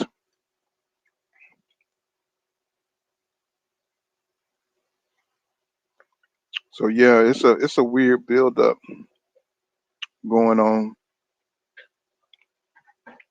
It's a weird build up going on. Yeah, I'm just on these sites seeing if I missed anything.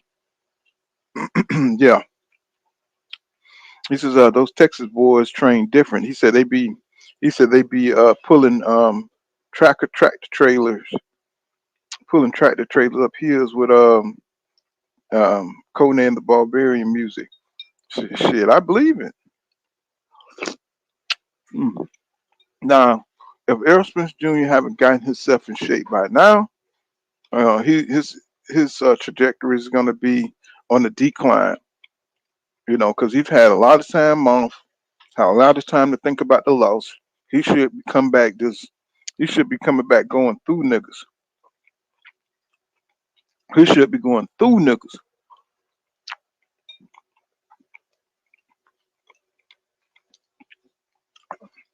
Yeah. So I wonder when they're gonna. Anybody know when PBC gonna drop their schedule? Let me see. Let me look it up. PBC schedule, boxing schedule for this year. When that's gonna come out?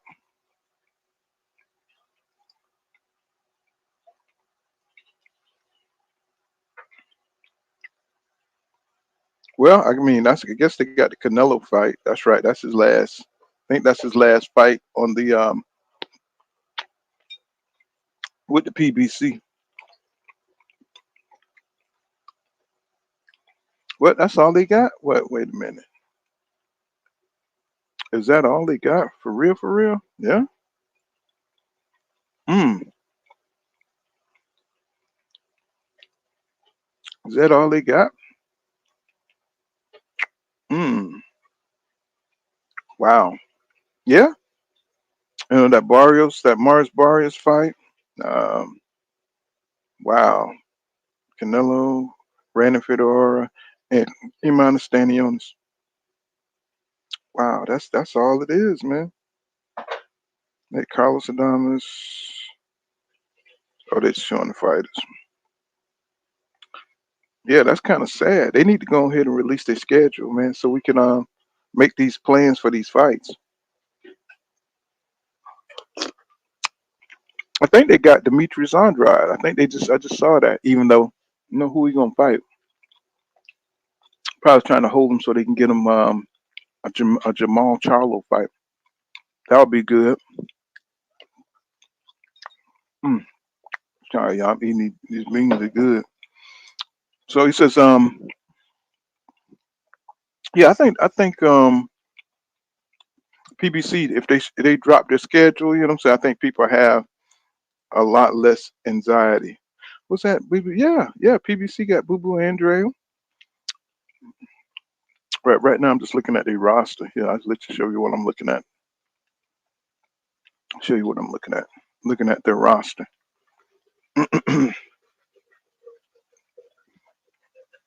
What? They got Devin Alexander? Is he still around? Oh my God.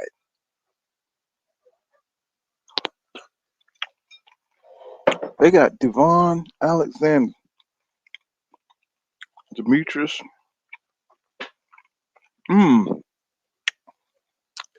Man, they got Alpha Anglo. God damn, he's still around. Chris Ariola. Is this right? Let me see. Let me see what that. Do I have the right? Yep. There's Canelo. Yeah, I guess this is right. They still consider them on the roster. Hmm. Okay, I seen the rants. I seen that him. I seen him. Adrian Bronner. He's still on the roster. Marcus Brown still on the roster. They still got. They still got. Look at. No, that's not him. I was thinking of Castano. Um. So they got. Okay, Jamal. I'm just trying to see where's everybody. Well, they had Terrence Crawford was on the list.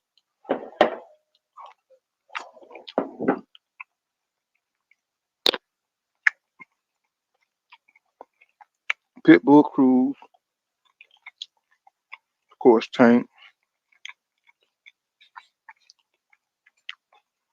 Yeah, this is a hellified roster, bro. Okay, so look, they got Rasheed Ellis,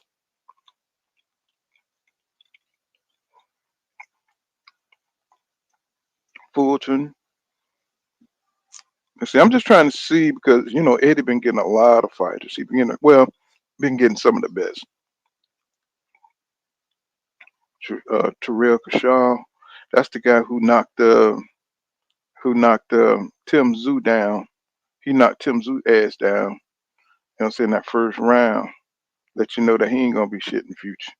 Robert Guerrero still fighting. Good lord, he still got him signed with the PBC. Robert Helenas, okay. Danny Jacobs, where the hell you been? Matt Korobov, man, that dude. I mean, he can fight. He's a little dirty motherfucker, but he can fight. That's the one Jamal beat, and they said it was controversial. After they had that twin card, he had a hard time with Jermell losing. Sergey Lipinets, Erickson Lubin, Okay, they got Gabriel Mastery. Okay, even though he ain't shit, it's just like, damn, you know, why he had to be the one. See, because he should have been fighting. I think Mantis should have been fighting Boots. Eric Lubin. Okay, they still got Mares on. They still got him signed. Okay, Frank Martin. They don't have his fight up though. So they still got a hell of a roster. Caleb Plant, Victor Postal, um, Abel Ramos. They still got a hell of a, you know. They still got the fighters. They just what's the schedule? Let's look at the schedule. Schedule. It's just only Canelo Alvarez schedule. May 4th. He's the only one scheduled for this shit. You know what I'm saying? Let's see. It's nothing else. Nothing else on there. Podcast past fights. Nothing else on there. Okay, PBC gave us okay, Timzu, Sebastian Fandora, Isaac Crew and Roland Ramiro, David Morrea Jr. and okay, I don't think they fought yet, have they? Yeah, they did. Yeah, they did. They fought last year. These are all last year fights. Mm-hmm. Like 2004. Terms of just two fights. Two. This will be yeah, just two fights this year. They need to release a schedule. So I just looked at what do they have for us? What do they have in store for us? And really, they don't have shit in store for us except for that shitty ass Canelo card.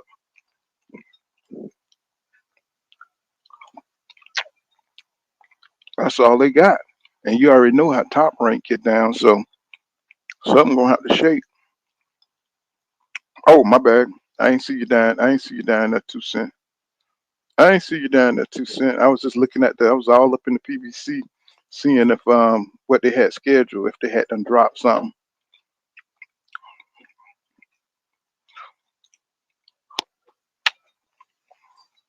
Yeah, I just dropped the link for you. Yeah, but they don't have shit. So, you know, it's kind of looking kind of bleak. You know what I'm saying? For the people, I'm pretty sure they're working on some good stuff. But, you know, Caleb Plant versus Jermall, that's going to be a damn good fight, y'all. That's going to be a damn good fight. Mm-hmm. Yeah, he supposed to fight Plant.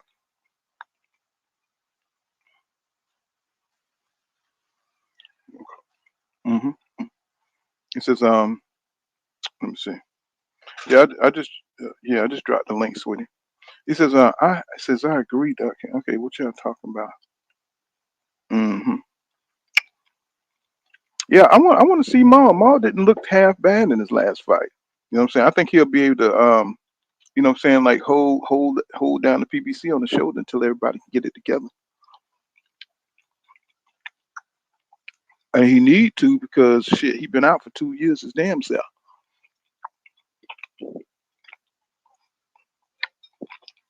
No, I mean, how the hell, he gonna keep his belt for 2 years and they don't even strip him and his brother. Well, I guess he got one belt, so I guess it depends on your relationship with the president of the belt of that belt sanctioning body. But it is interesting he was able to hold on to that belt for 2 years. But there's nobody really in that weight division that you really want to see. Too tough, you know. So I mean, they got Laura. Um, who else? Oh, you got what's his name? ABAC.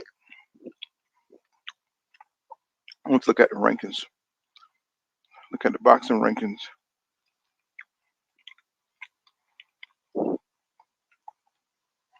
Because it's hard to remember all these nigga names. Let's see. Let's look at the rankings.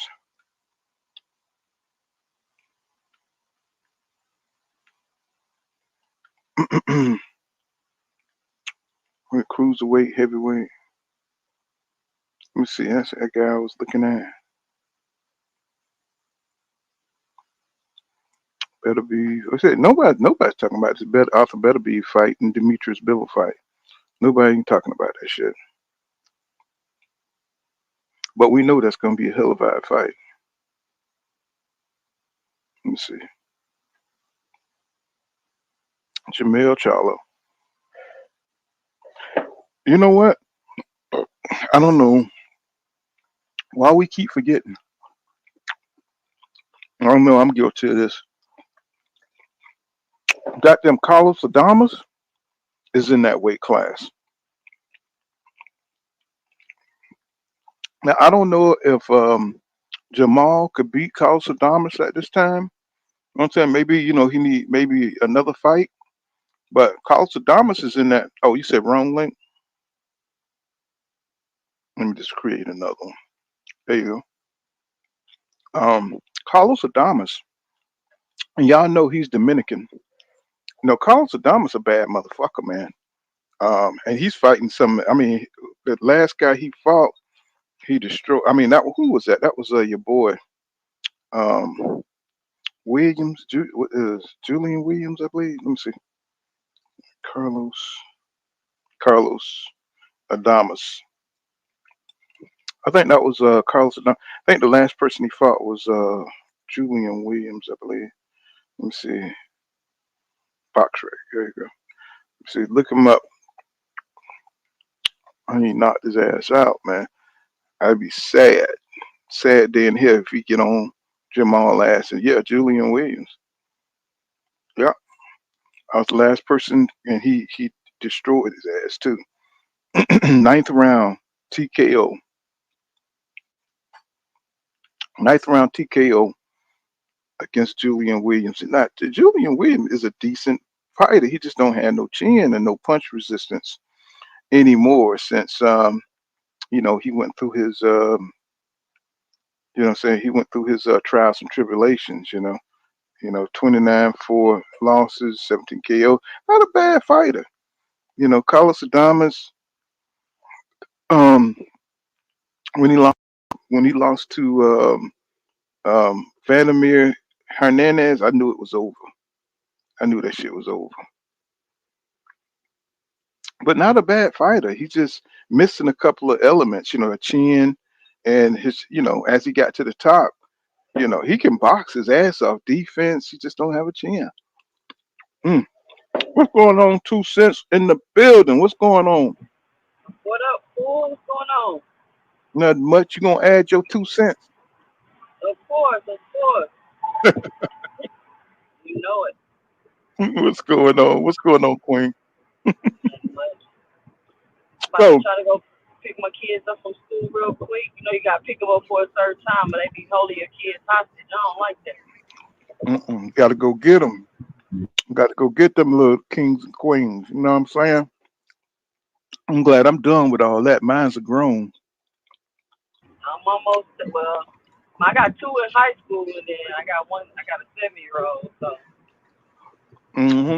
How that boxer doing? Man, he doing better. Everybody keeps telling us it take a while to put everything together. So sometimes he have good days, and sometimes he be tripping. So we just waiting on him to put everything together. So what do you think about this this whole PBC move to block Crawford from advancing forward? You know what I'm saying, with the with these foreign dudes who grab Jermell belts.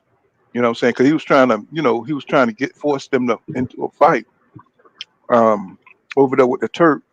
You know what I'm saying? Usually getting that Turk money to back them up for a fight over there. What do you think about all that? He getting blocked and everything. Well, I mean, I think it was.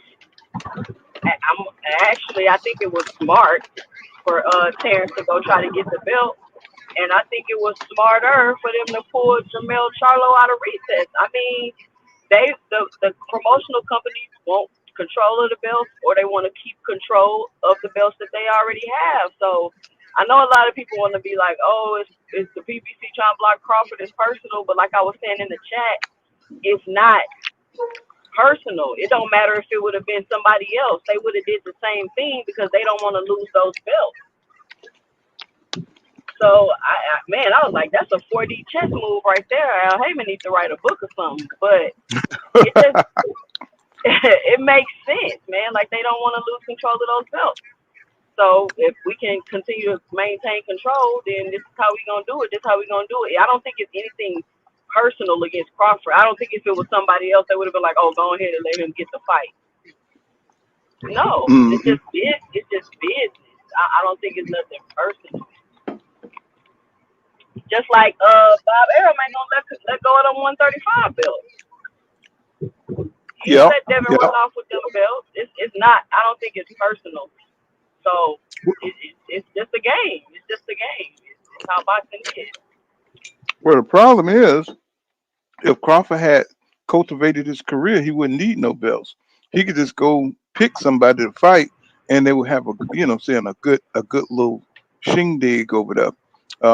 But because nobody really know him like that, now he's got to play the role. He got to go through one of these. He got to go through the PBC. Why not just sign up with the PBC again? I think he wants to get over there and get the Saudi money. And again, don't blame him for that. He wants to go where he can get get what he want, I guess, and get what he's asking for. And he probably feel like he can get that in Saudi. Maybe he might have to sign with Matchroom because they do business with the Saudis on a regular. I don't know. But I just, at this point, I think that you should get to the point of your career. I mean, I understand maybe he wants to be the four division champion and this and that. But a lot of people saying he's going for Undisputed at 154. But do you think he got enough time to do that? No. He know he don't. He just opting out for a couple of fights, but he want to make as much money as possible. And I guess he's trying to see, what's the best route to do that without signing up with a promotional company. Right. And I'm finally, out of all of this moves Crawford has made, I agree with this because he doesn't want to be tied down and he wants to get paid what he wants to get paid. And he's actually doing whatever it is he needs to do to get that versus trying to manipulate and plot and scheme on a promotional company and leaving a bad taste in people's mouth. Mm-hmm. But as far as him wanting the belt to be a 4-division champion, I get that. I understand that. It makes sense.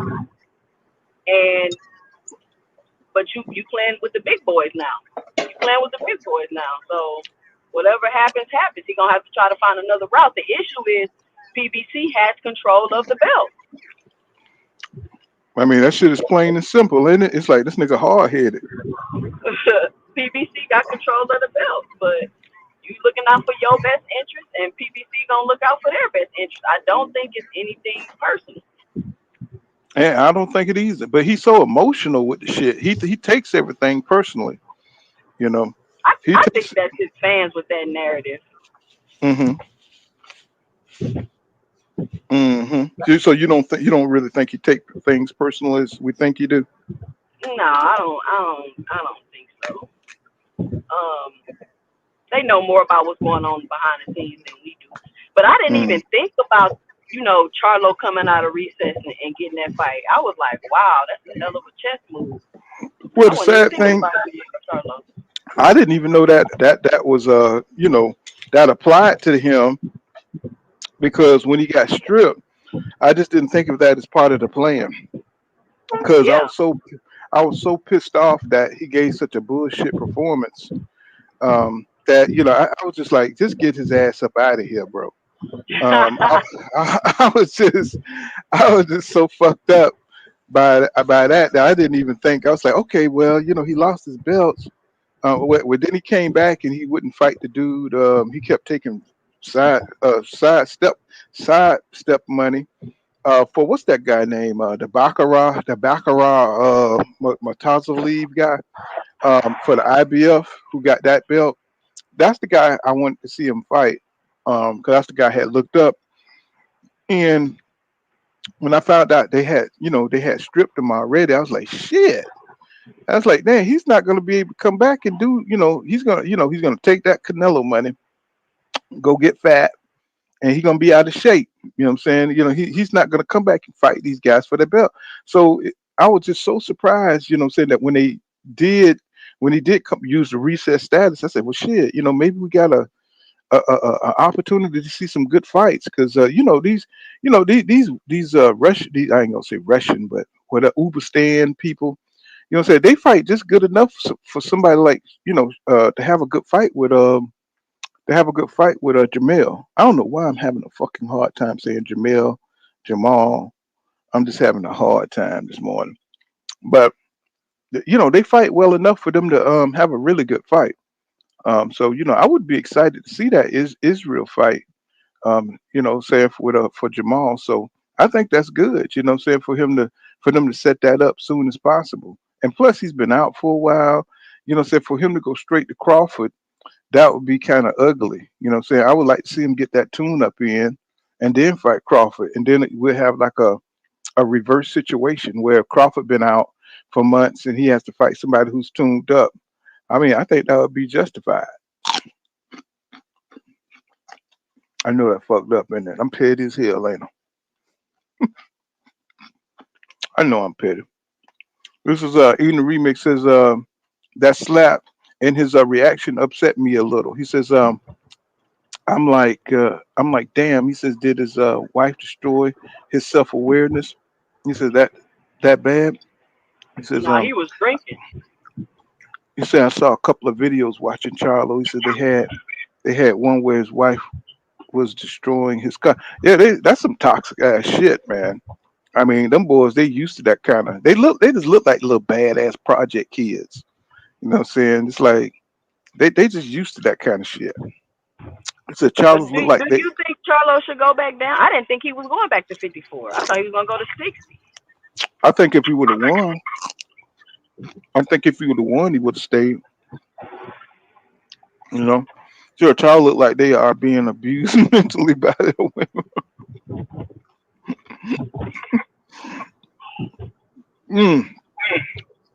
No, do you know what Devin weighed in at? I don't. Let's look it up. What Devin weighed in at? Well, they talk about that's just a ceremony anyway. So he made weight. So that's like they said. That's just a ceremony. So it don't matter. You can see Dev look like he made weight yesterday. Man, that motherfucker looked like when he cut weight, he look like he on death door, don't he? Man, he looked bad when he cut weight. And they draining that weight. That's why they not losing it. Like they just draining themselves. But Devin got a rehydration secret because he don't be looking like that on fight night. Ryan already, he 3 pounds over, so Ryan it's gonna be. Try to weight. I mean, that nigga was like, fuck it. You know what I'm saying? He just went to sleep. 3 pounds, that's a lot. But he probably planned on coming in overweight anyway. Like I said, Ryan ain't got shit to lose, man. You know what I'm saying? So he could get away with stuff like this. Yeah, he can. Dark Kent says, I only suspected that it's to be personal because Bud and Mel don't like each other. Yeah. No, that's a good backstory for the fight to happen if it ever does. I don't think he's gonna fight Charlo. Because wouldn't it make sense to fight Charlo after the Canelo loss? Wouldn't that be a great win on your resume? You would make decent money. Like, I don't get that, and I don't understand why you want to take credit for a win from somebody else from 3 weight classes above you. Like, I don't know about that. I don't think it's about that, 2 Cent. I think he want to get in that, like you said, that Saudi money. I mean, I think Canelo would take that fight too. That's why would you keep pursuing a fight when the man said he don't want to fight you? But you keep calling that man name like you know something. Like, I'm gonna fight Canelo. Canelo said, I'm not gonna fight you. I'm not gonna get no credit for beating you. But if you got somebody who's willing to pay 150 million to see that fight, shit, that fight will happen. That fight will happen, don't you think? And I think I that's what's mean, going on. that's a lot. That's a lot. I find it hard to believe Saudi got that. I don't care how much money you have. Nobody wants to just be throwing money away. And the more money you have, the less money you waste. So Come on, I girl. just They don't they see them paying throwing them paying away like that. they paying 50,000 to come over to Dubai. You know what I'm saying? That's it. You don't think that's throwing away money? They paying that 50,000. You know what I'm saying? So, you know what I'm saying? Do a strange, get a little piece of change. So them, that's that Arab money. You know what I'm saying? So shit, they got that oil money. Mm-hmm. All right, I'm about to run in here and get my kids. I'm gonna be right back. I'm gonna hop back on. Mm-hmm.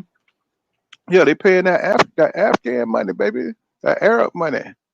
He says, Pooh, I don't know what he weighed at, Johnny. You know what I'm saying? But I mean, you know, Dev gonna make weight for sure. He says the payout would be 600K. You know, well, I mean, 3 pounds, shit, that's more than 600K, bro. He said, Israel and Iran are flirting with starting World War III. Well, I done already served my time. I already did Desert Storm, so I leave it to the youngsters. If we have a land war, we're gonna be doomed. You said Ryan Garcia paid 600,000 instead of 1.5. Are you sure? Well, I mean, it depends on if he went back and cut a couple of pounds or something. You know what I'm saying? A pound and a half or something. Mm.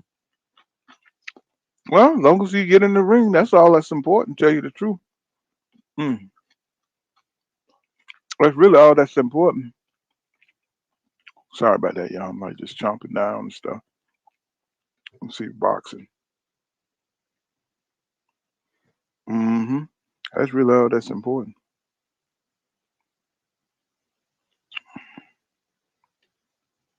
Let's see. I'm just looking at the.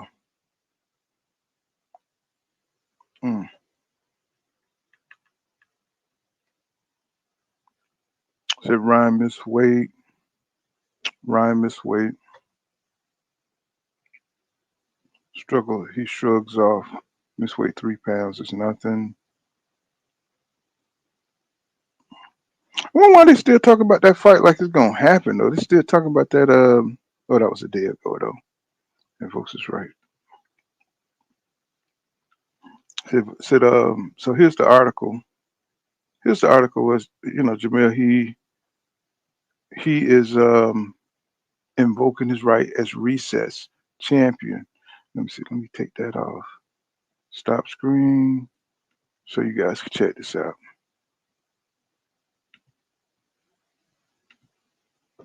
Said Jermell Charlo invokes his right as champion recess to throw a curveball into Madrimov plans. I hate these foreign names. Says Jermall Charlo has invoked his right as WBA champion and recess. His promoter Tom submitted a letter of intent to the WBA stating that Charlo is keen for the fight. Okay, so he's trying to fight him, and let's see. Crawford hopes of challenging to become 4-weight division champion, not tested by on behalf. Jermell is prepared and ready to defend the WBA title against WJ. Okay, so he got to beat that guy. We pretty much know that. However, retains the ability to sidestep money. However, retains the ability to offer sidestep money. Okay, so, but I doubt if he accepts sidestep money.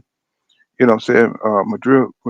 Madrimov or whatever, you know what I'm saying? They're going to try to go through, they want to try to go forward with the fight with Crawford, but, Charlo ain't for to accept no sidestep for money. The PBC ain't going for that shit. They're not going for that at all. So the WBA create the recess rule not Al Heyman. That's so belt supersedes the super champion says the belt we all would take advantage of given rules to benefit us if you chase it to you. Okay. Yeah, so You know, it look like that's the fight we're gonna get. Jermall Charlo and this Ismail Maganov guy. You know, that's who we're gonna get. But that's the only fight I see on PBC that might be on PBC schedule because they don't really have it written down, as law. And but what I want to see is your boy Jermell Charlo versus Carlos Adames. That's what I would like to see. Janabek, he's a good fighter. You can see him and Eris Lander Laura go at it with Janabek. That would be good. That would be good.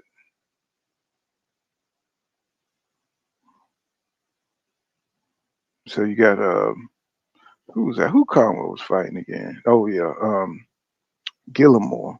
That's gonna be good. But they on that card, so that's gonna be great. We got some pretty good little boxing coming up, but it ain't all that though. It ain't 100. 100. What's going on, Ramon and Carolyn Jones? What's happening, bro? He says, yeah, I mean, they be like just giving up that money like it ain't shit. Like, man, shit, that could be money in your pocket. But Ryan got money, so I'm gonna say if he like it, I love it. If he like it, I love it. He said, what's good, Pool and Pound and Chat? He says Friday. He said I'm getting more out of Keith Thurman in the ring than I than I am my employees today. Shaking my head. He says, yeah, but to pay out 1.5 million without even getting into that their ring into the ring is crazy. Gotcha. He says, yep, it's confirmed. Mm, mm, mm, mm. Well, and do what you got to do. I mean, he already knew what he was facing. He already knew what he was facing. But it used to be a point of pride to make weight. These guys don't give a damn about making weight no more. People are always looking for an advantage. They always want that advantage in the ring.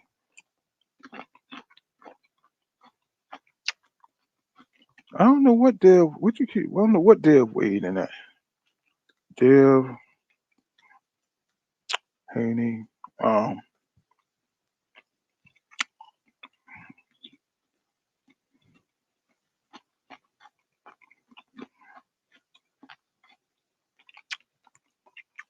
I'm trying to look it up.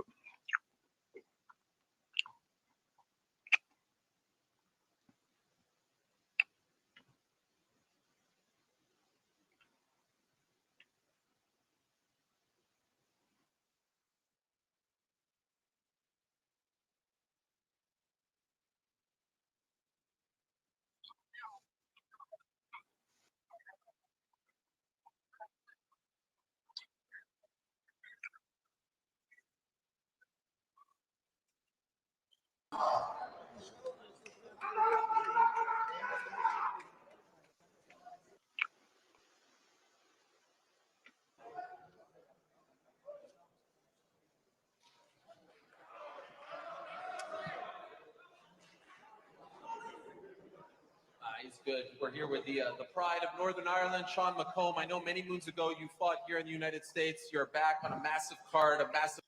Trying to see if we can catch them, unless they already done it or something. Trying to see if we can catch it. He said something tells me Fedora's going to end up fighting Spence later this year. Me too. I think the same thing. Dante Boxer Talk says Mel Bud. He says you talking all that shit. Give me the fight. The nigga. He says Bud should just fight Mel. I think so too. I think that's the fight everybody want to see. Nobody really knows who these foreign guys are. You know what I'm saying? So, but I think that's the fight everybody want to see because we've been watching that. We've been watching that fight build up for years between Bud and Mel. I think that fight is gonna be the shit.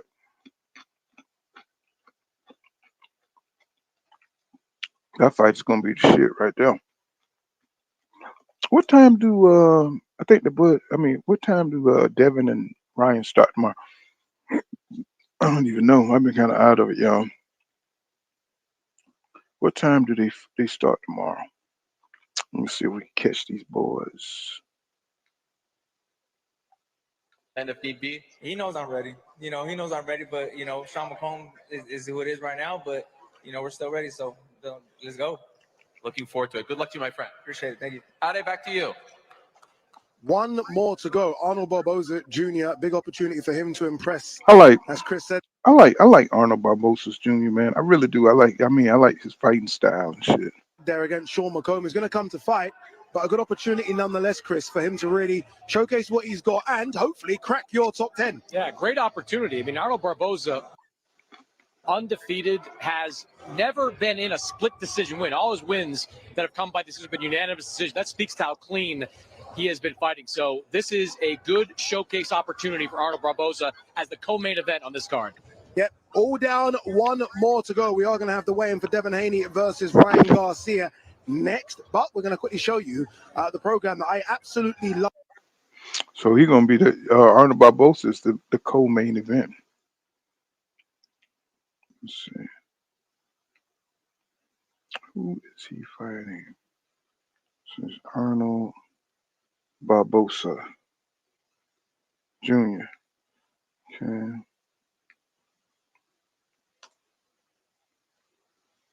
Oh, yeah, that's Sean Combs. So he's fighting the Sean Combs, dude. Okay, I'm just looking him up. Okay. Arnold Barboza, he probably makes short work of that guy. Yeah, man, I bet you that'd be a pretty good fight, though.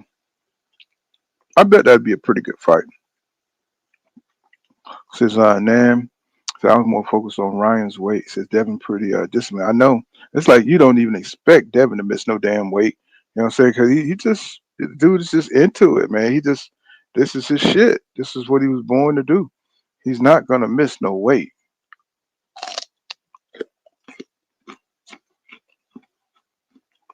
Now, Tank, I'm going to tell you somebody who's gotten better about that. Tank, he don't miss weight like he used to. He's gotten a whole lot better.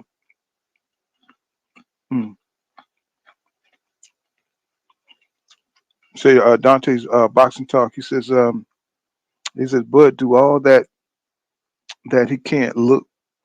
Bud do all that he can't look good against Canelo. Says you ain't Canelo. He says you beat his ass.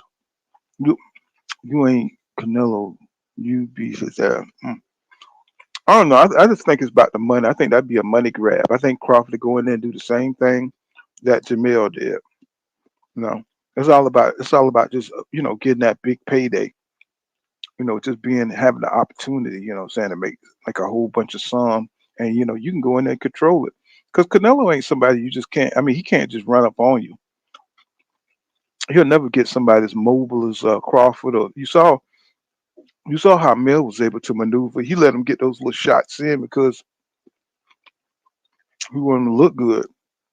But he didn't have to let Canelo get up on him. Canelo is a fucking fraud, bro. He can barely move. People believe that he really tracked down Jermell like that, coming from 154, 2 weight classes down. He crazy as hell. You crazy as hell. That dude threw away that damn opportunity because, he already knew it was a money grab. So, and that's why I was kind of disappointed in Mel. Because I thought, the sport really meant more to him than just money. When Mel said he was going back and forth to camp to swim with his kids and play with his kids, I knew it was a money grab.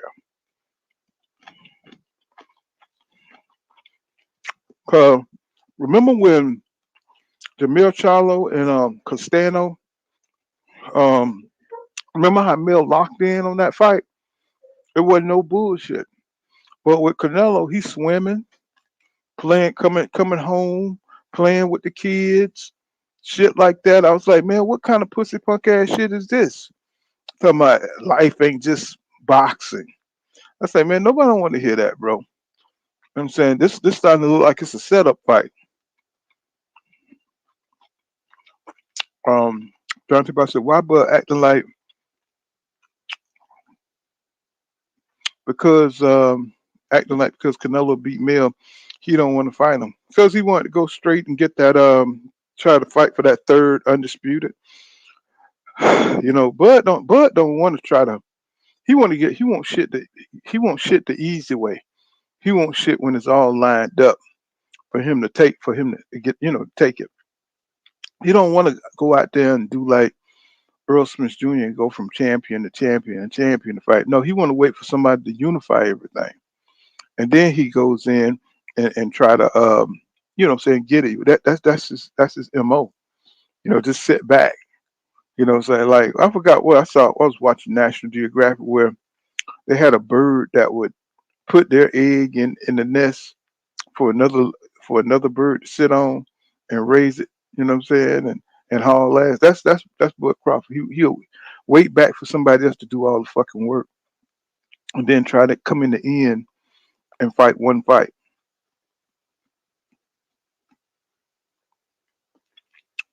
You said why Crawford? You said why isn't Crawford a remarkable fighter? Because he never cultivated his career. You know what I'm saying? He don't fight the top guys. You know what I'm saying? He try to wait to the end. To get the fighting good fights, you got to fight those top guys. Like you got to fight the Danny Garcias, you got to fight the Udanis Ugases. That gets your name out there. Those are the fights that make you popular. You know what I'm saying? Not fighting just guys you can beat. You got to fight you got to fight somebody that's dangerous. You know what I'm saying? That got a chance of beating you. And Crawford don't do that. He'll wait to the end. Everybody done banged each other up. Everybody done went through the gauntlet while he sat outside. You know what I'm saying? He was still healthy. You know what I'm saying? He don't have no bone spurs or elbow, elbow issues because he stayed out of it. He went and fought guys he knew he could beat. He wouldn't have that much trouble with. So, that's why people look at him cross-eyed, like, bro, come on, man. You act like we can't see you. We see you. We see what you're doing out there in the streets. We see you doing it right now. You know what I'm saying? You're trying to cherry pick and everything. You thought 154 was good for the picking. Now you see it ain't. You know what I'm saying? You're gonna have to go through something. You're gonna have to go through, either the PBC or whoever. I think who is Israel and all them guys are. Well, whoever them foreign guys are, you're gonna have to deal with them. Now you can't even fuck with Israel because PBC got that, and so maybe he'll try to go the other route. Maybe he'll still try to put pressure on Fundora and have something shake loose there. He got the WBO where he could come up and try to be a super champion up under them, but that's only if it's a vacant title. Only if it's a vacant title, he can make it a vacant title. Make what's his name vacate the title, Fundora, because he got 2 belts out of that win over Tim Tszyu. You know what I'm saying? He got 2 belts. He got WBO and he got the WBC, right? So they're trying to put the pressure on somewhere to see if somebody slips so Crawford can get to that Saudi money. That's all he wants. You know what I'm saying? That's really all he wants. Shit. That's really all he wants. Let's check this thing. Let's see if because I think it was just one more. I think it was just one more. Love, it's been fantastic to watch it, and that is a snippet here of 40 days.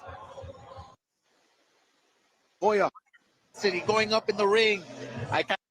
Some of the things that Floyd did to you during the press conference for your fight. Stole your luggage, I believe, in the press conference. My lunch. I stole your lunch in the press conference. This kind of stuff happens in big fight press conferences by fighters that are trying to get under the skin of their opponents. Bro, I remember Floyd stealing my lunch, doing everything he can. He brought a chicken to the press conference with a little gold medal. Anything to get under your skin. And guess what? It didn't work. Because I wanted to chop his head off, and it took me away from the game plan. So it's odd because having seen Ryan throughout the whole promotion reminds me of Floyd. Ryan. Floyd was the fucking master at getting up under people's skin, man. Boy, he really fucked with Oscar. Well, Oscar don't like that nigga to this day. He can't stand Floyd ass, bro. To this day, he can't stand Floyd ass, bro. Oh man. So did they go? Did did Honor Barbosa's, you know what I'm saying, do the weight thing. Man. Let's see. This Saturday. We had great fights with amateurs, no doubt. We need to fight. Hey, we're good fighters. Let's fight. Live on DAZN Worldwide, April 20th, Devin Haney versus Ryan Garcia. These two have been going back and forth since the amateur days. Two generational talents, the world at their feet. I'm getting excited, y'all. I'm getting excited. Yeah, Oscar B, you don't know, man. He just be, you know, he doing his own thing, man. You know, Oscar come from some traumatic shit, man. His daddy was a real asshole. And you can see it all in Oscar too. Oscar asshole too. You know what I'm saying? But for some reason, out of the most traumatic relationships between father and son, it's like comes from real badass boxers. I don't know. It's like you can't have like a positive childhood and be a good boxer. That's like being a damn, you know, like rap or some shit. Like out of all the pain, good comedy, and for some reason it just breed talent. The cesspool of tragedy and traumatic background comes good fighters, comedy. I don't know what that's all about.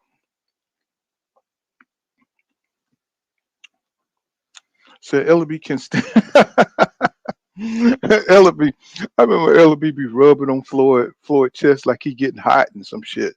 He used to be rubbing on Floyd chest and shit. Like Floyd, like, God damn, man, the fight over, nigga. You know what I'm saying? The fight is over. He be looking at Floyd with passion and shit. Like, bro, stop rubbing it with that big ass hand. You know, Ellaby got some big ass hands and shit, you know. But I mean, they came a long way and they did it, man. They are here. Mhm.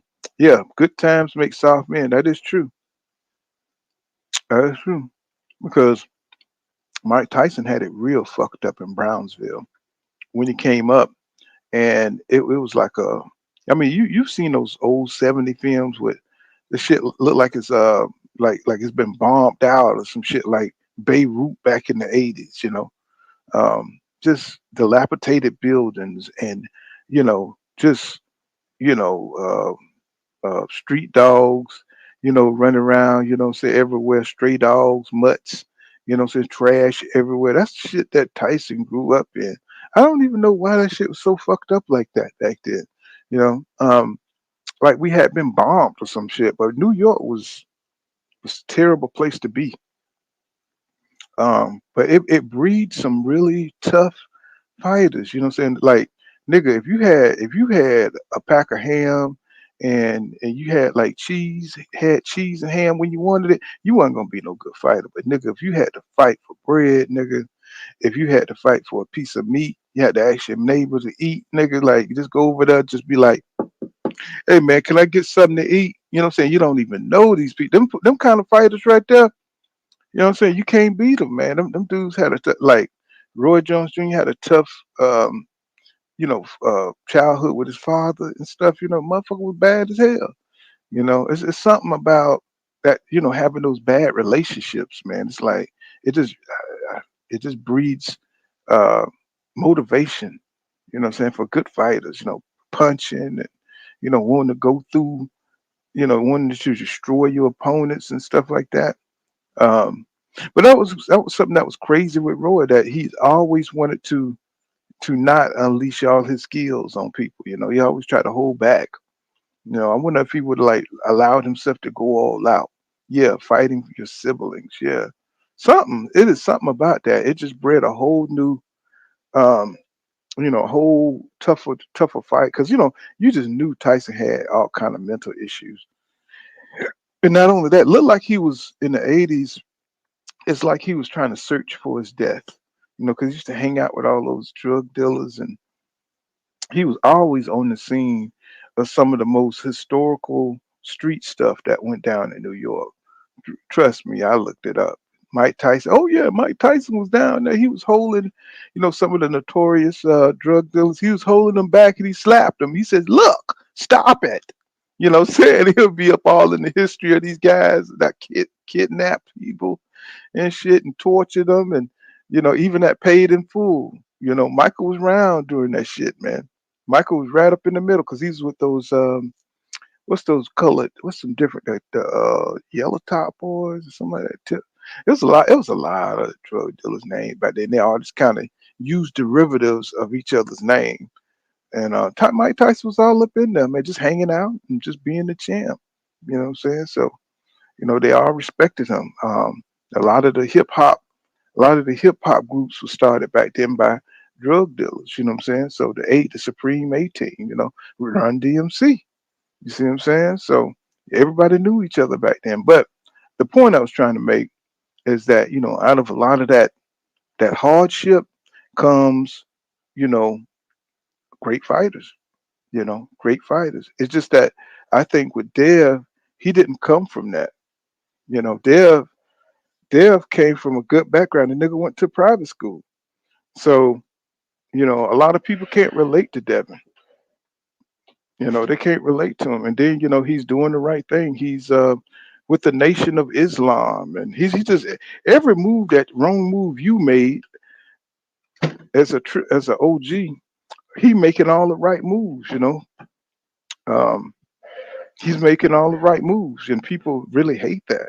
You know, they want to see some, you know, they want to see some tragic mistakes or something, or you know what I'm saying, like there's some drama in that. But he's making all the right moves. A businessman, the 19 years old, got his own company. You know, he just he just too polished for some people. You know, some people like you to have some rough edges so they can relate to you. You know, and I just think, you know, Bill, you can see all the rough edges. Bill tell you I ain't shit. Bill will tell you straight up I ain't shit. Mm, but my son, you can't fuck with my son. That's my best thing that I ever. That's the best thing that I ever produced in this world. And I think that's what a lot of people don't like about it. Yeah, it's just surviving the '80s crack era. That shit was wild. I was up through there, bro. I seen it. I was a teenager.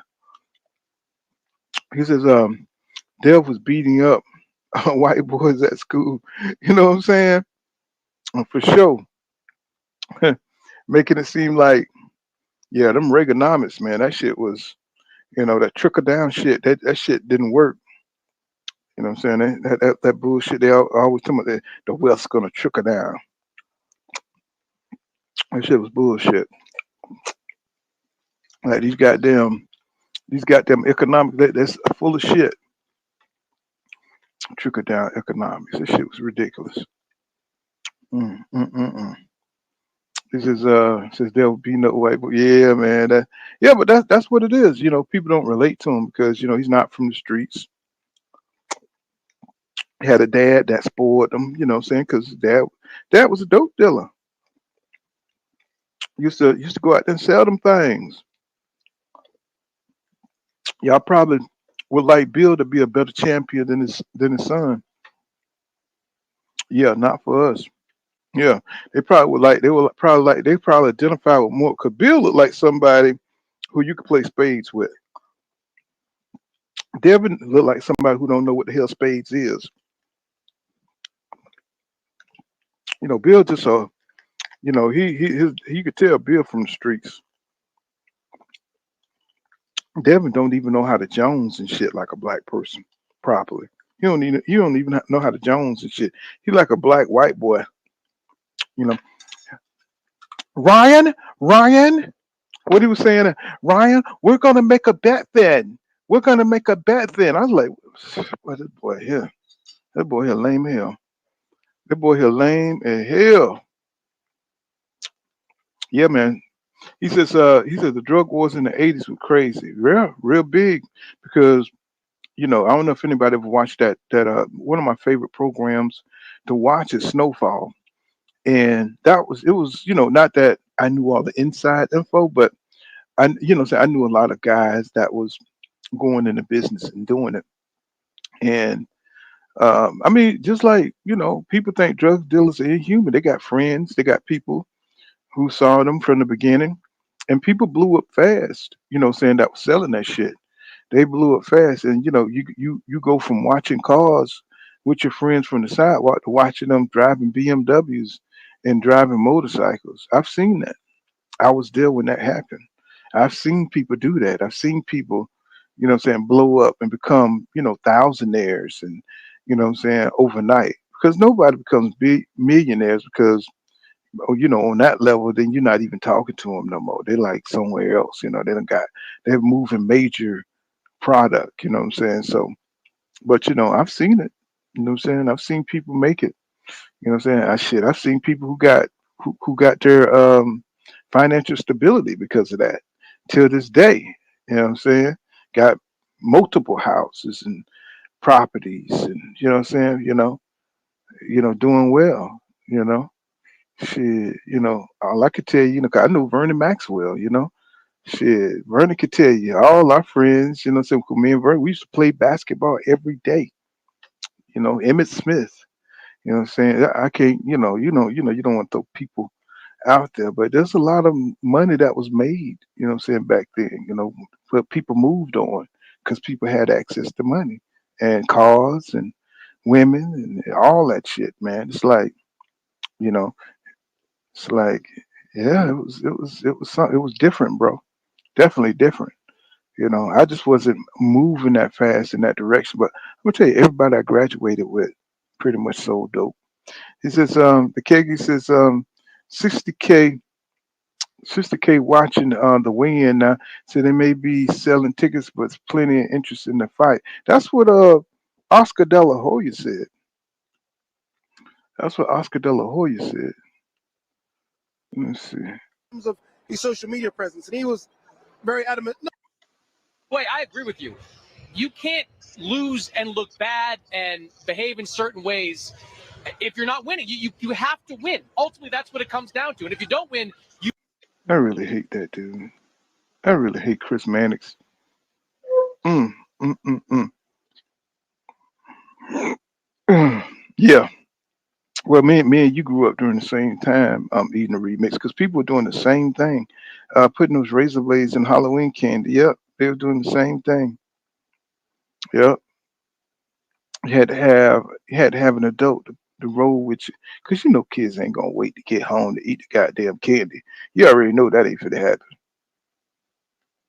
Let me see. So it's like it's taking forever for them. I guess it's the main event, so they're just trying to be a little dramatic. It's trying to be a little dramatic.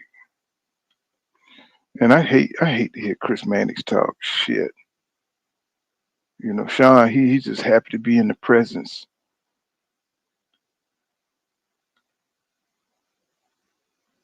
You better look damn good. You better have a god. It's all about where. To a degree, we can't hold their. And Usyk up there. Look, Dottie, to bring it back to what you said at the beginning. Team Derek James there as well. They're ready to go. They're ready to get on the stage. He wants to hit those scales there. You can see him having words with Errol Hawani. But he's pointing to his head there, almost kind of unfocused. Unfocused. I mean, look, we're going to hear from him on the stage as well. You ever notice, like, when they get on a narrative, man, they try to, like, really push that narrative. You know what I'm saying? Even if the shit don't even fit, you know what I'm saying? They just try to build that shit up. Eden says, he says, yeah, man. He says, I had to have it inspected first. He said, I hate when people that never box try to out talk real fighters with experience. Isn't that something? Isn't that something? Why is Ryan looking like that? Why is he trying to look mean? Look like he done aged. Look like he done aged a little bit, don't it? He just his face, something going on. He got like a little extra. Maybe just because of weight drain or whatever. Weight. Bruce. He's gone for the harder one here. Yes, more money. Yeah, but they about to get it in. They about to get it in. You know. But yeah, it was tough growing up during all that shit. You know what I'm saying? I just wasn't in. Well, I was in Florida, so you know they had pipelines coming through there all the time with that bullshit. You know. So yeah, he said the zone just have some of the worst commentary whatsoever. He said Bull looked like an old shit talking dude you play horseshoes with. Yeah, you know what I'm saying? And Devin has nothing like that going on. Yeah, he has nothing like that going on. You know, he's just like you could tell he's just a modern kid. It's just kind of weird how everybody's trying to jump on him. You know, and it's like you can see it in him. Now I understand if you know You know, you got some street smart. You know, you can look at Jared Anderson. You're not gonna be able to fuck with Jared Anderson like that. You know, you can tell he got that little street shit in him. You know what I'm saying? But you look at somebody like Devin who wants to be, you know what I'm saying, taken seriously as a professional. You know what I'm saying? He wants to do. He's one of them kids that do everything the right way and don't understand that America is the way it is because his dad raised him kind of sheltered. You know what I'm saying? I mean, he knows some things, but I don't think he really knows what it is. 'Cause he's still young. You know what I'm saying? He wasn't really raised in an environment like that. He said Devon probably introverted. You know, Devon. Let me see. Oh, you said that. You saying Devin? You probably just miss. Yeah, I mean, he it seemed like something because he still had extraordinary childhood. Traveling everywhere, boxing outside the country. These things give you a lot of character. Look at Frank Warren. No around and absolutely no funny business. We're going to wait our turn and maintain our manners at all times, or this game's over before it's even begun. Frank, let's have you do the honours. Age before beauty, Eddie. Let's get some fights, mate. Eddie Hearn and Frank Warren making money. If we can only do that, man, we could take over the game.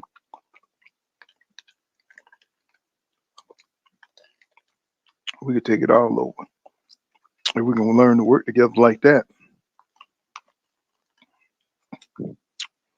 If we can learn to work together like that, man. I mean, they just don't want to show this way in. They just don't want to do it. He says they just announced ESPN that Crawford is going to 154 to fight that Israel guy. Well, we're going to see if it happens. He says ESPN is a Bud propaganda channel. He said the Saudi's going to do a good job with the promotion. Yeah, but I mean, is it going to really happen? That's what we need. That's what we need to see. Is it going to really happen? Okay, is Devin headed up or just some promo thing? But we know Devin's a professional, always makes the weight, Chris. Yeah, Devin Haney at weigh-ins always looks in rough shape, but he makes the weight, then rehydrates an awful lot. His last fight against Regis Prograis, he pushed 160 pounds, a 20-pound rehydration for that fight that was scheduled for 140 pounds. But Devin has had resounding success with that strategy over the years. A banner 2020. Look like they about to go on. Look like they about in the building. I know Dale gonna make his. He must be was able to drink a little bit of water because he don't look so bad. He says, I'm talking about the promo for Undercard. Oh yeah. Oh yeah. You know, Wilder said this might be his last hurrah, so this might be it for Wilder. You know, the 5 for 5. You know, he's done his thing though. I'm proud of him for a guy from Tuscaloosa who delivered shit off a truck. You know what I'm saying? Ended up becoming a millionaire. It's not bad, kid. You had a great run. I think that'd be pretty cool. You see how he doing his last fight. 22, and it's his first chance to kick it off. To my right, brought to you by Wild Casino, America's most trusted online casino. Get wild. OnlyFans, where creators earn. And Everlast, the choice of champions, the preeminent leader in boxing since 1910. And now, ladies and gentlemen, let's meet tomorrow night's world title challenger and champion.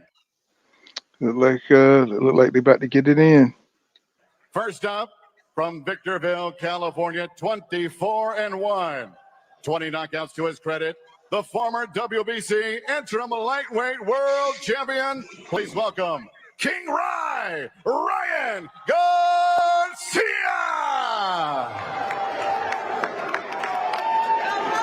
And his opponent. Well, Ryan wants to weigh in right now. Boy, no, Something wrong with Ryan, really. 143.2, 143.2 official weight for Ryan Garcia.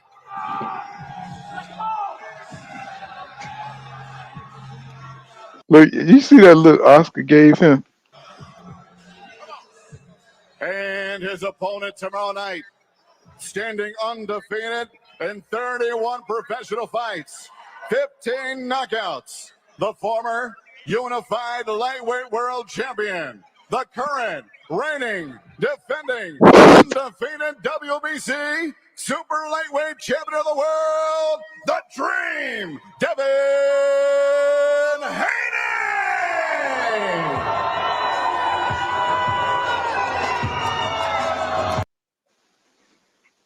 So yeah, you saw Ryan trying to get the hell up off that damn scale. He tried to get the fuck up off that scale real fast. He said thought Malik was gonna turn him, into a master boxer, but he was gonna get, he was gonna get, and just, that's true.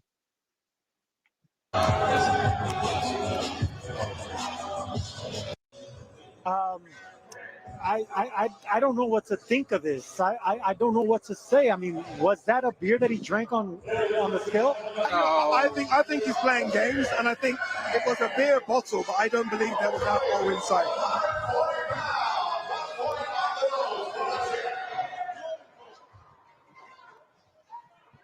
What this does mean as well is obviously Ryan Garcia, if he were to win, obviously can't win the WBC Super Lightweight title, Chris. Yeah, Ryan Garcia coming in over the weight takes the world title fight off the table for him. Devin Haney, of course, still the champion, is defending his title in this fight. What this does mean is that a significant amount of money changes hands between Ryan Garcia and Devin Haney.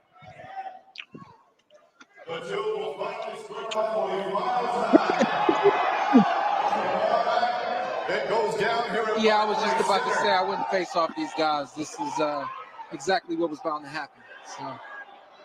Yeah, I don't know if that was Bill Haney there with Bernard or someone from Ryan's team, but Ryan, animosity between the teams. Something wrong with Ryan. Champions will meet in the ring tomorrow evening. Yeah, there's going to be no face-off here, I don't believe, which is a shame. Again, look, fans are here I think at the Barclays Center. Devin's coming forward. He wants to do the face-off, which is good.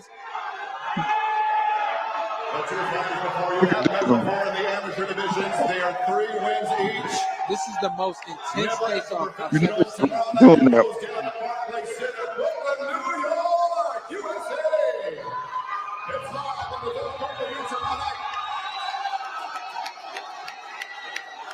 Bill Bernard still going on. Look, they've got their history going, Bernard. But look, one thing we do have is a fight on Saturday night. I think Ariel Hawan. Oh my God, man. These motherfuckers are so melodramatic, bro. Oh man. 143. Said Ryan is off the chain. Did you see him go up there with the high guard up? Because he didn't want to sit up there and be wondering if Dale going to shoot off on him. So he went ahead and put his little guard up there just in case. You know what I'm saying? That's what that was. You know what I'm saying? He just didn't want Dale to get a cheap shot, so he decided to do something crazy. That was interesting. I told you Dale was gonna come in and came in right on 140. That was crazy, man. He says Dale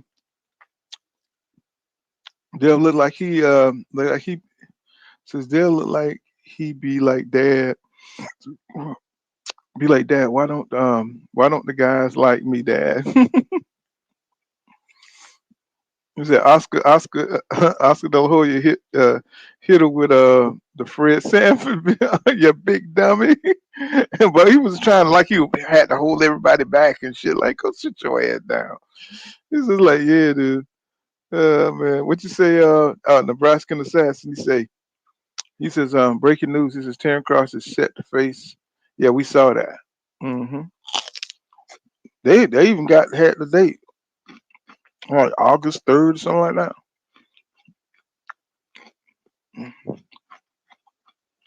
Well, we was talking about that earlier. Who says have yet to make a ruling. So they also stated that don't object to Bud fighting. It says they don't object to Bud fighting Israel first. What?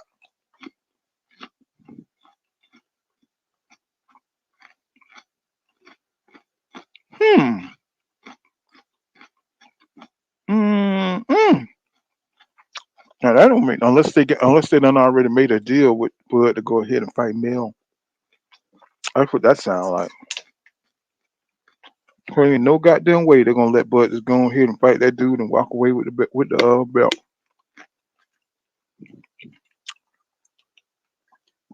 Something going on. Something in the milk ain't clean. Something in the milk ain't clean. Mm. Unless they made it, yeah.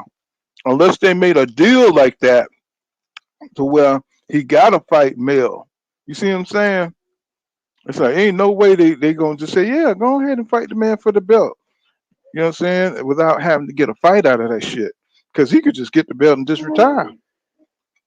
He could fight old boy. And what if there's like a rematch clause or some shit? What if there's like a rematch clause? What if Crawford go out there and get Faluma Loon? What if he go out there and get Faluma Loon? And now, we got to sit behind all that shit. But I mean, we do have another belt. I mean, Mel could be fighting for the damn other belt. You don't have to sit there and wait for Crawford because he do need a tune up.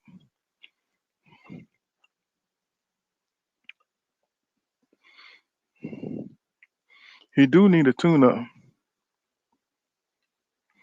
Yeah, that's gonna be pretty interesting. Let's see. Oh, midway switch. Checking back to see if which they talked about home.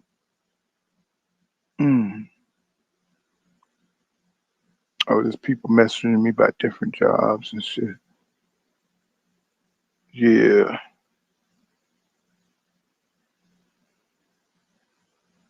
Oh, thanks for the cash out, my brother. Thanks for looking out. Thanks for looking out, my brother. Yes, sir. Thanks for looking out. Y'all support the channel, man. Your boy be up in here, man. Nebraska Sassy says TGB wants Mel reinstated as super champion, and Bud versus Israel is for the regular is what they want to happen.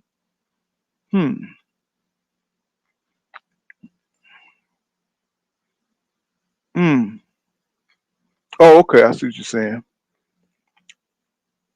But it's got to be a stipulation. It must be like a 2-fight deal situation for Crawford, don't you think? Says 2 cents says, yeah. He said if the WBA reinstates Mel as super champion, they could consolidate the WBA belts. Mm-hmm. Mm-hmm. Yeah, but Bud go out there and get Faluma, that shit gonna be fucked up. He said, I'm gonna be honest. He said, I'm gonna be honest. He said, I think these fighters are on something. He says, just watch these fights with you, Pool. He says, how many fighters did we see with a spaceman up on their back?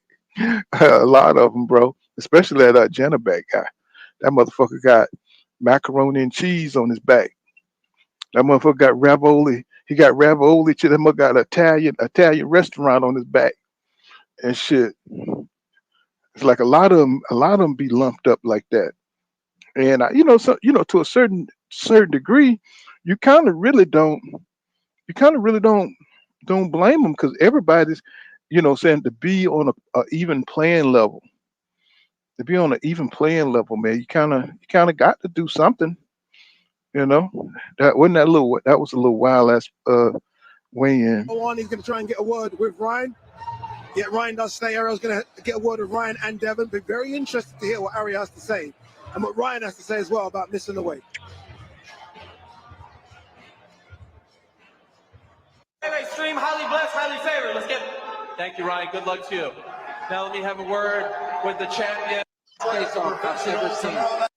Face off I've never seen. Yeah, suck my dick. At the end of the day, I'm the best fighter here. I am going to be played, and I'm going to knock him out.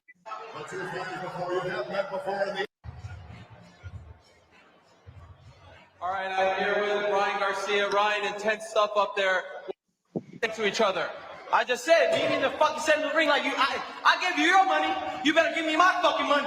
You want that center of the ring? Let's fucking do it. Okay, let me ask you, Ryan, what happened this morning? Hey, enough of that funny business. We got to fight tomorrow, man. Fuck. Ryan, why did you miss weight? What happened this morning? Can you tell the people this has been a big story today? Man, I did my best, to make this weight. I put myself through hell. Yeah. Suck my dick. At the end of the day, I'm the best fighter here. I am going to be played, and I'm going to knock him out, and everybody's going to be cheering. What? How much did you have to give him? I had to give him 1.5 million, but that's light work for me. Come on, now. And what were you drinking up there? I was drinking a nice-ass beer. That shit was fire. What do you say to all the people who didn't think you would make it to this point, who doubted whether or not you'd be able to make this fight? God did. Let's go. Thank you very much. Hey, stream, highly blessed, highly favored. Let's get it. Thank you, Ryan. Good luck to you. Now let me have a word with the champion, the WBC Super Lightweight champion, the great Devin Haney, the undefeated Devin Haney. Devin, that was some intense stuff up there with your father. What were you saying to Ryan, and what was he saying to you? Alhamdulillah, this is all a dream come true. I dreamed of these moments, and the moment is finally here. Now it's time for me to shine. Okay, obviously yesterday you had that bet, so it seemed as though you had some doubts as to whether or not he would make weight. What is your reaction to him missing by over 3 pounds? He's very unprofessional. I'm a true professional, and I told him yesterday his antics will betray him, and this is just a start. Tomorrow, the world will see that I'm levels above this average fighter. And at any point, did you consider not taking the fight, considering he missed weight by over 3? Of course not. It don't matter what weight what weight he came in. I'm a true champion, and I will show it. All right. Well, good luck to you. Do you have a final prediction? Considering everything that has happened, how do you see this going down tomorrow? I'll end this pussy. Get him out of boxing. It's over. All right. Thank you, Devin. He would end this pussy. He would end this pussy. Brother said, suck it, baby. Suck it. Ryan, goddamn, that boy silly as hell, boy. Oh, Lord. Said Ryan is Carlos Mayorga. He said Ryan is a bad boy now. Hey, goddamn, Ryan say, fuck it. So I'm drinking a beer. I'm bringing a 6-pack. Fuck them 3 pounds. You know what I'm saying? We finna get in here. You know what I'm saying? And make this shit happen. I ain't even trying to do this mainstream bullshit no more. He says, so the niggas like, I'm an animal up in here, bro. Fuck all the regular way of doing stuff. I'm finna do it Ryan way, nigga. I'm finna make this money. I'm finna knock Devin out. Devin said he gonna knock that pussy out. It might be a good one. Yeah, Cash Crypto. This, besides all the manufacturer shit they've done, I think, when you cut weight, you get mean as a motherfucker. When you start dieting and, you need a sandwich, my nigga. You know what I'm saying? And it's like you still got to see this nigga over here talking shit, you know what I'm saying? And trying to insult you and trying to talk about your mama. And, you know what I'm saying? You just tired of looking at each other for all these months. Yeah. Yeah, it's going to be it's going to be a really good scrap, I think. It's going to be an awesome ass scrap. You know what I'm saying? It's going to be shit. Devin, I hope you don't get in this motherfucker and start trying to come brand new, do what worked before you start doing, any other little wrinkles, get him on the back foot and, then try some shit out. Don't go in there trying to meet him in the center of the ring, because that boy got some serious, he got some serious power behind them punches. He really do. So he talking about he gonna meet Ryan in the middle of the ring. You better fight the way you know how to fight. He says, I've been same thing, Pulls. He says, like y'all, he says, y'all know Crawford 35 is 37. He says boxing fans act like they don't think guys get old. But we living in a new age though. Dante Boxing, what's going on is we don't know who's juicing, but everybody's juicing. And it's kind of like, shit, You know, you want to be mad at folks who's juicing, but at the same time, all the aging boxers, they're going to need something to be able to compete with the Boots Ennises and the you know what I'm saying, the young lions. You know what I'm saying? It's nowhere in the world they're going to be able to get in there and compete with these guys. You know, Devin, he's going to need something to be able to move up to 147 because after 140, you know, his little hall pass is over. You know what I'm saying? Because once you start meeting the guys that can crack like the Brian Mendozas and you know what I'm saying the Cody Crawleys that can crack a little bit, and that, you know, if you can crack at 147, shit, and you coming up and weight from 140, shit, you're gonna have to be acclimated, bro. You're gonna have to be able to take a real punch, you know what I'm saying, from them guys and shit. You know, he gonna need something. He's gonna need that juice, you know what I'm saying, to be able to sustain himself at that weight. But he does have good defense, so the good defense will take you a long way. And plus, he had the speed too, because when you're coming from the lower weights, that speed really help you out. You know, you saw Danny Garcia versus Jose Benavidez. You saw that. So, you know, Danny never looked that good. But once you fight in the slow, you go to another division and you faster than them guys at that division. You know what I'm saying? It shows. It shows because you always competed at a faster, you know, a faster weight division. You know what I'm saying? So that's how that go. Let's see. That's how that go to me, in my opinion. Let's see. Oh, yeah, but that was wild as hell. I was sorely fucking entertained. I was sorely entertained, my brothers. I mean, I'm like really excited. You know what I'm saying? We definitely got to go live for the fucking fight. Oh man, I'm just like, I really want, you know, Devin, he's gonna try to make this he's gonna go out of character. He's gonna try to bang with Ryan. I do believe that's something he's gonna do. You know, he got the Lomachenko name behind him, so now he want to elevate his name. So now he wants to be a banger. He's really obsessed a little bit about power. He feels a little insecure about people talking about his power. They're setting the stage for him to go out here and try to bang with Ryan to give Ryan a chance. You know what I'm saying? You know what I'm saying? He's gonna have more of a puncher's chance if he go out there and he stays stationary in the pocket. And they really trying to, you know, set him up. Oh, I appreciate that, Mr. Moet. I appreciate that. Let's see. Yeah, I appreciate that. He says, Dante Boxing says, I'm starting to like Ryan. Yeah, hey, nigga, hey, you already know. I was just, hey, you already know that ignorant shit, nigga. Hey, nigga, get your hands out my pocket, type shit, nigga. I'm like, yes, sir. You know, I love it. You know what I'm saying? Hey, I'll tell you, Ryan, he's throwing down the gauntlet. And you know, when you're going for the big money, you know, that's all that matters. You know, he did the math. He said, fuck it, take the 1.5. You know what I'm saying? I can't make that weight. You know what I'm saying? And he took it, but see, he's still making a hell of a lot of money, right? So that's what's up. You know, that's what's up. He says, so Ryan's selling the fight more. But he got the personality for it though. You know what I'm saying? You know, all Dev know how to do is just get out there and be himself. You know what I'm saying?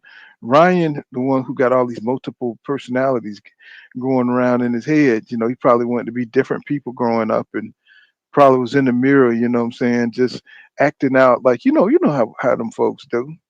You know what I'm saying? Probably wishing he was an actor and shit, but just didn't have the, you know what I'm saying, the disposition or the education or the imagination or the talent. You know what I'm saying? He probably wanted to be an actor and all that, you know, but just too stupid to do it.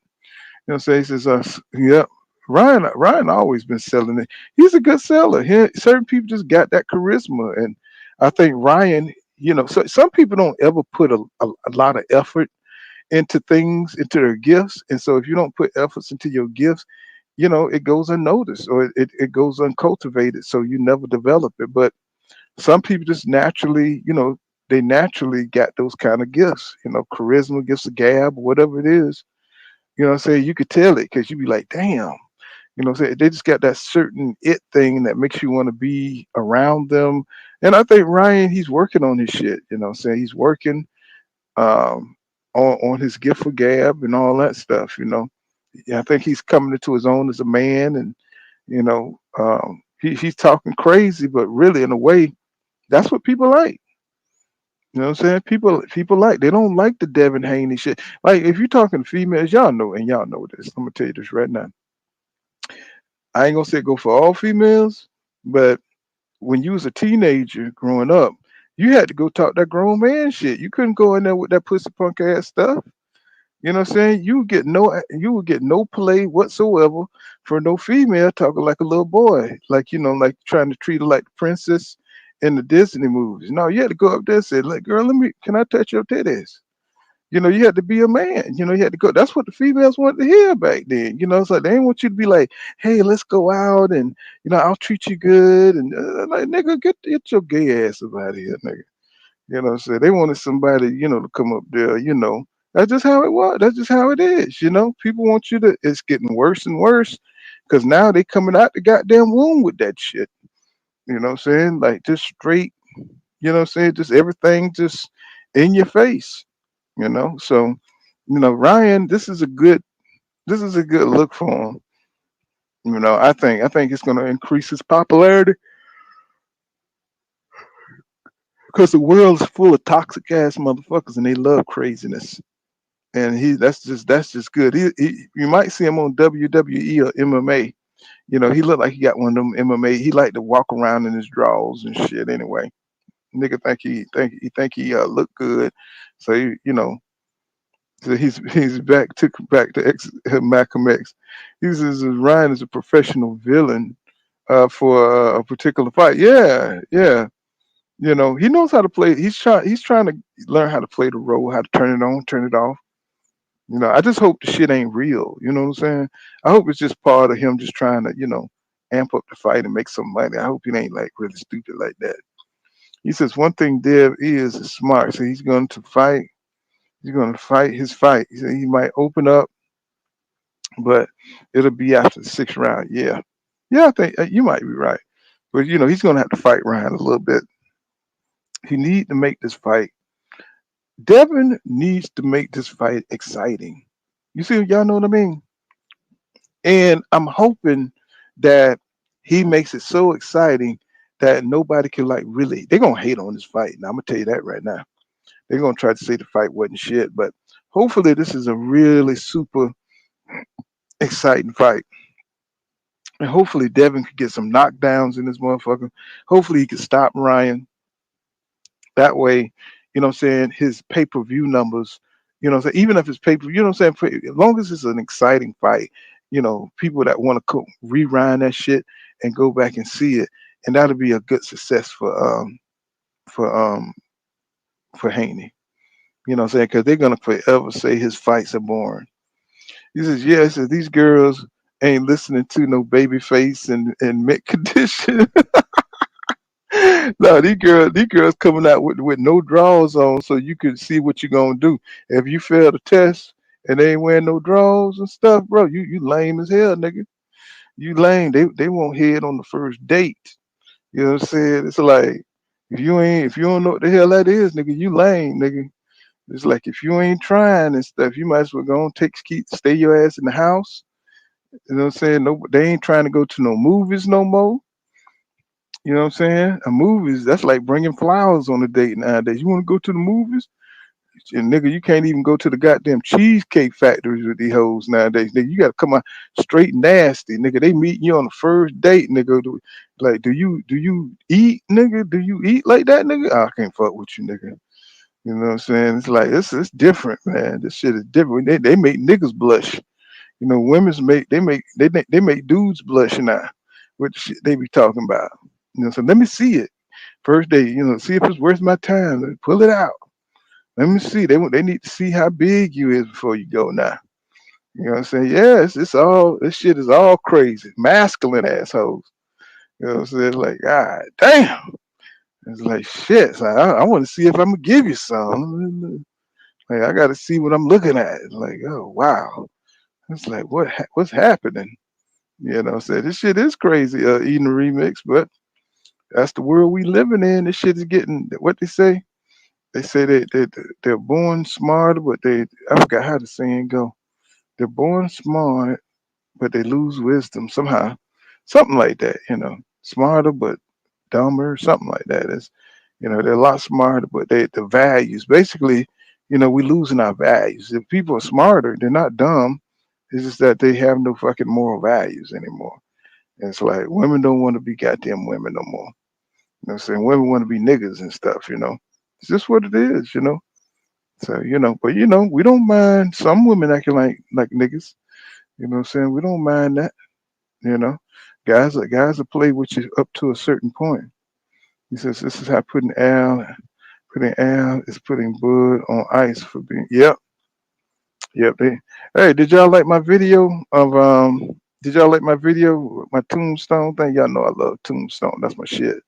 You know what I'm saying? That's me and my auntie. I got a great aunt, but we watch Tombstone, but that's it, nigga.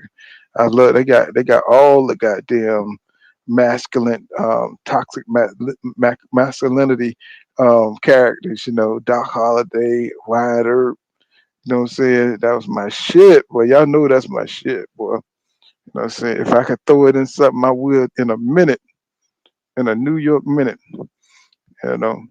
So well, I mean, shit. Look like the fight is on. Definitely, we're gonna go live for that shit.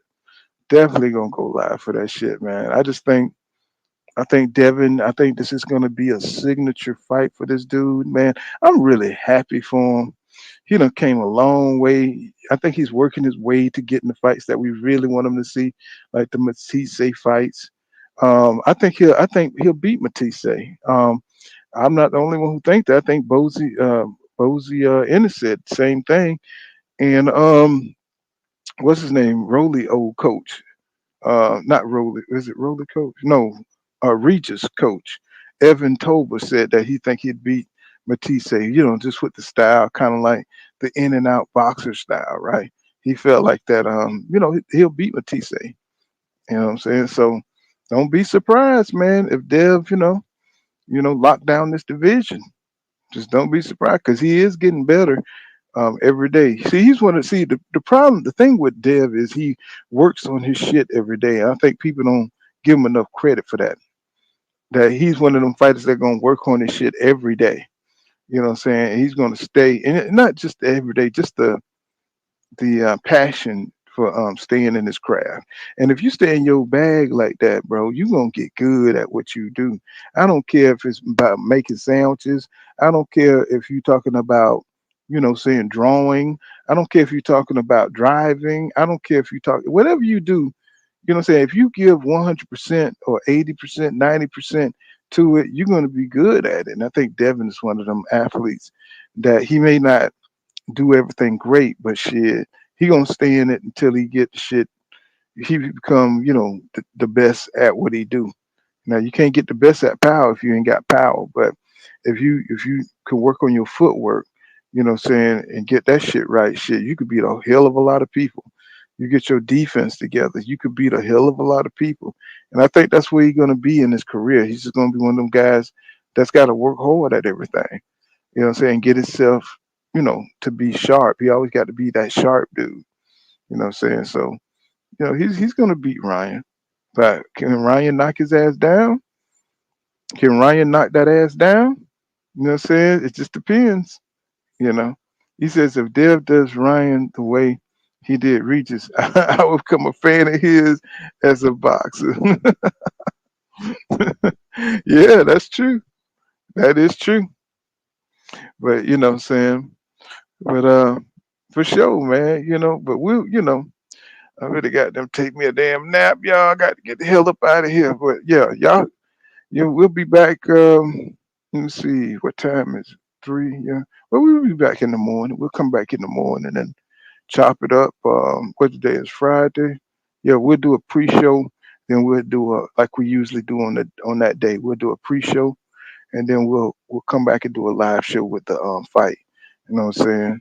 So appreciate everybody coming through, man. Finna lay my ass down.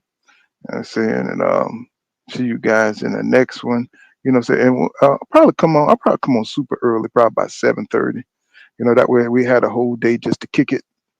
You know what I'm saying? So yeah, I'll be on early in the morning, then we'll come back. We're in the stream, so we'll, I don't know how many hours we'll be on. We'll be on quite a few hours, and we'll just kick it. You know what I'm saying? Till tomorrow, and then we'll come back for the live show. All right, peace out, y'all. You know what I'm saying? Thank you for the cash app, man. Support the channel, man. You know what I'm saying? How we do. Boy, trying to, get through. Look out for your boy. You know what I'm saying? Peace out, y'all.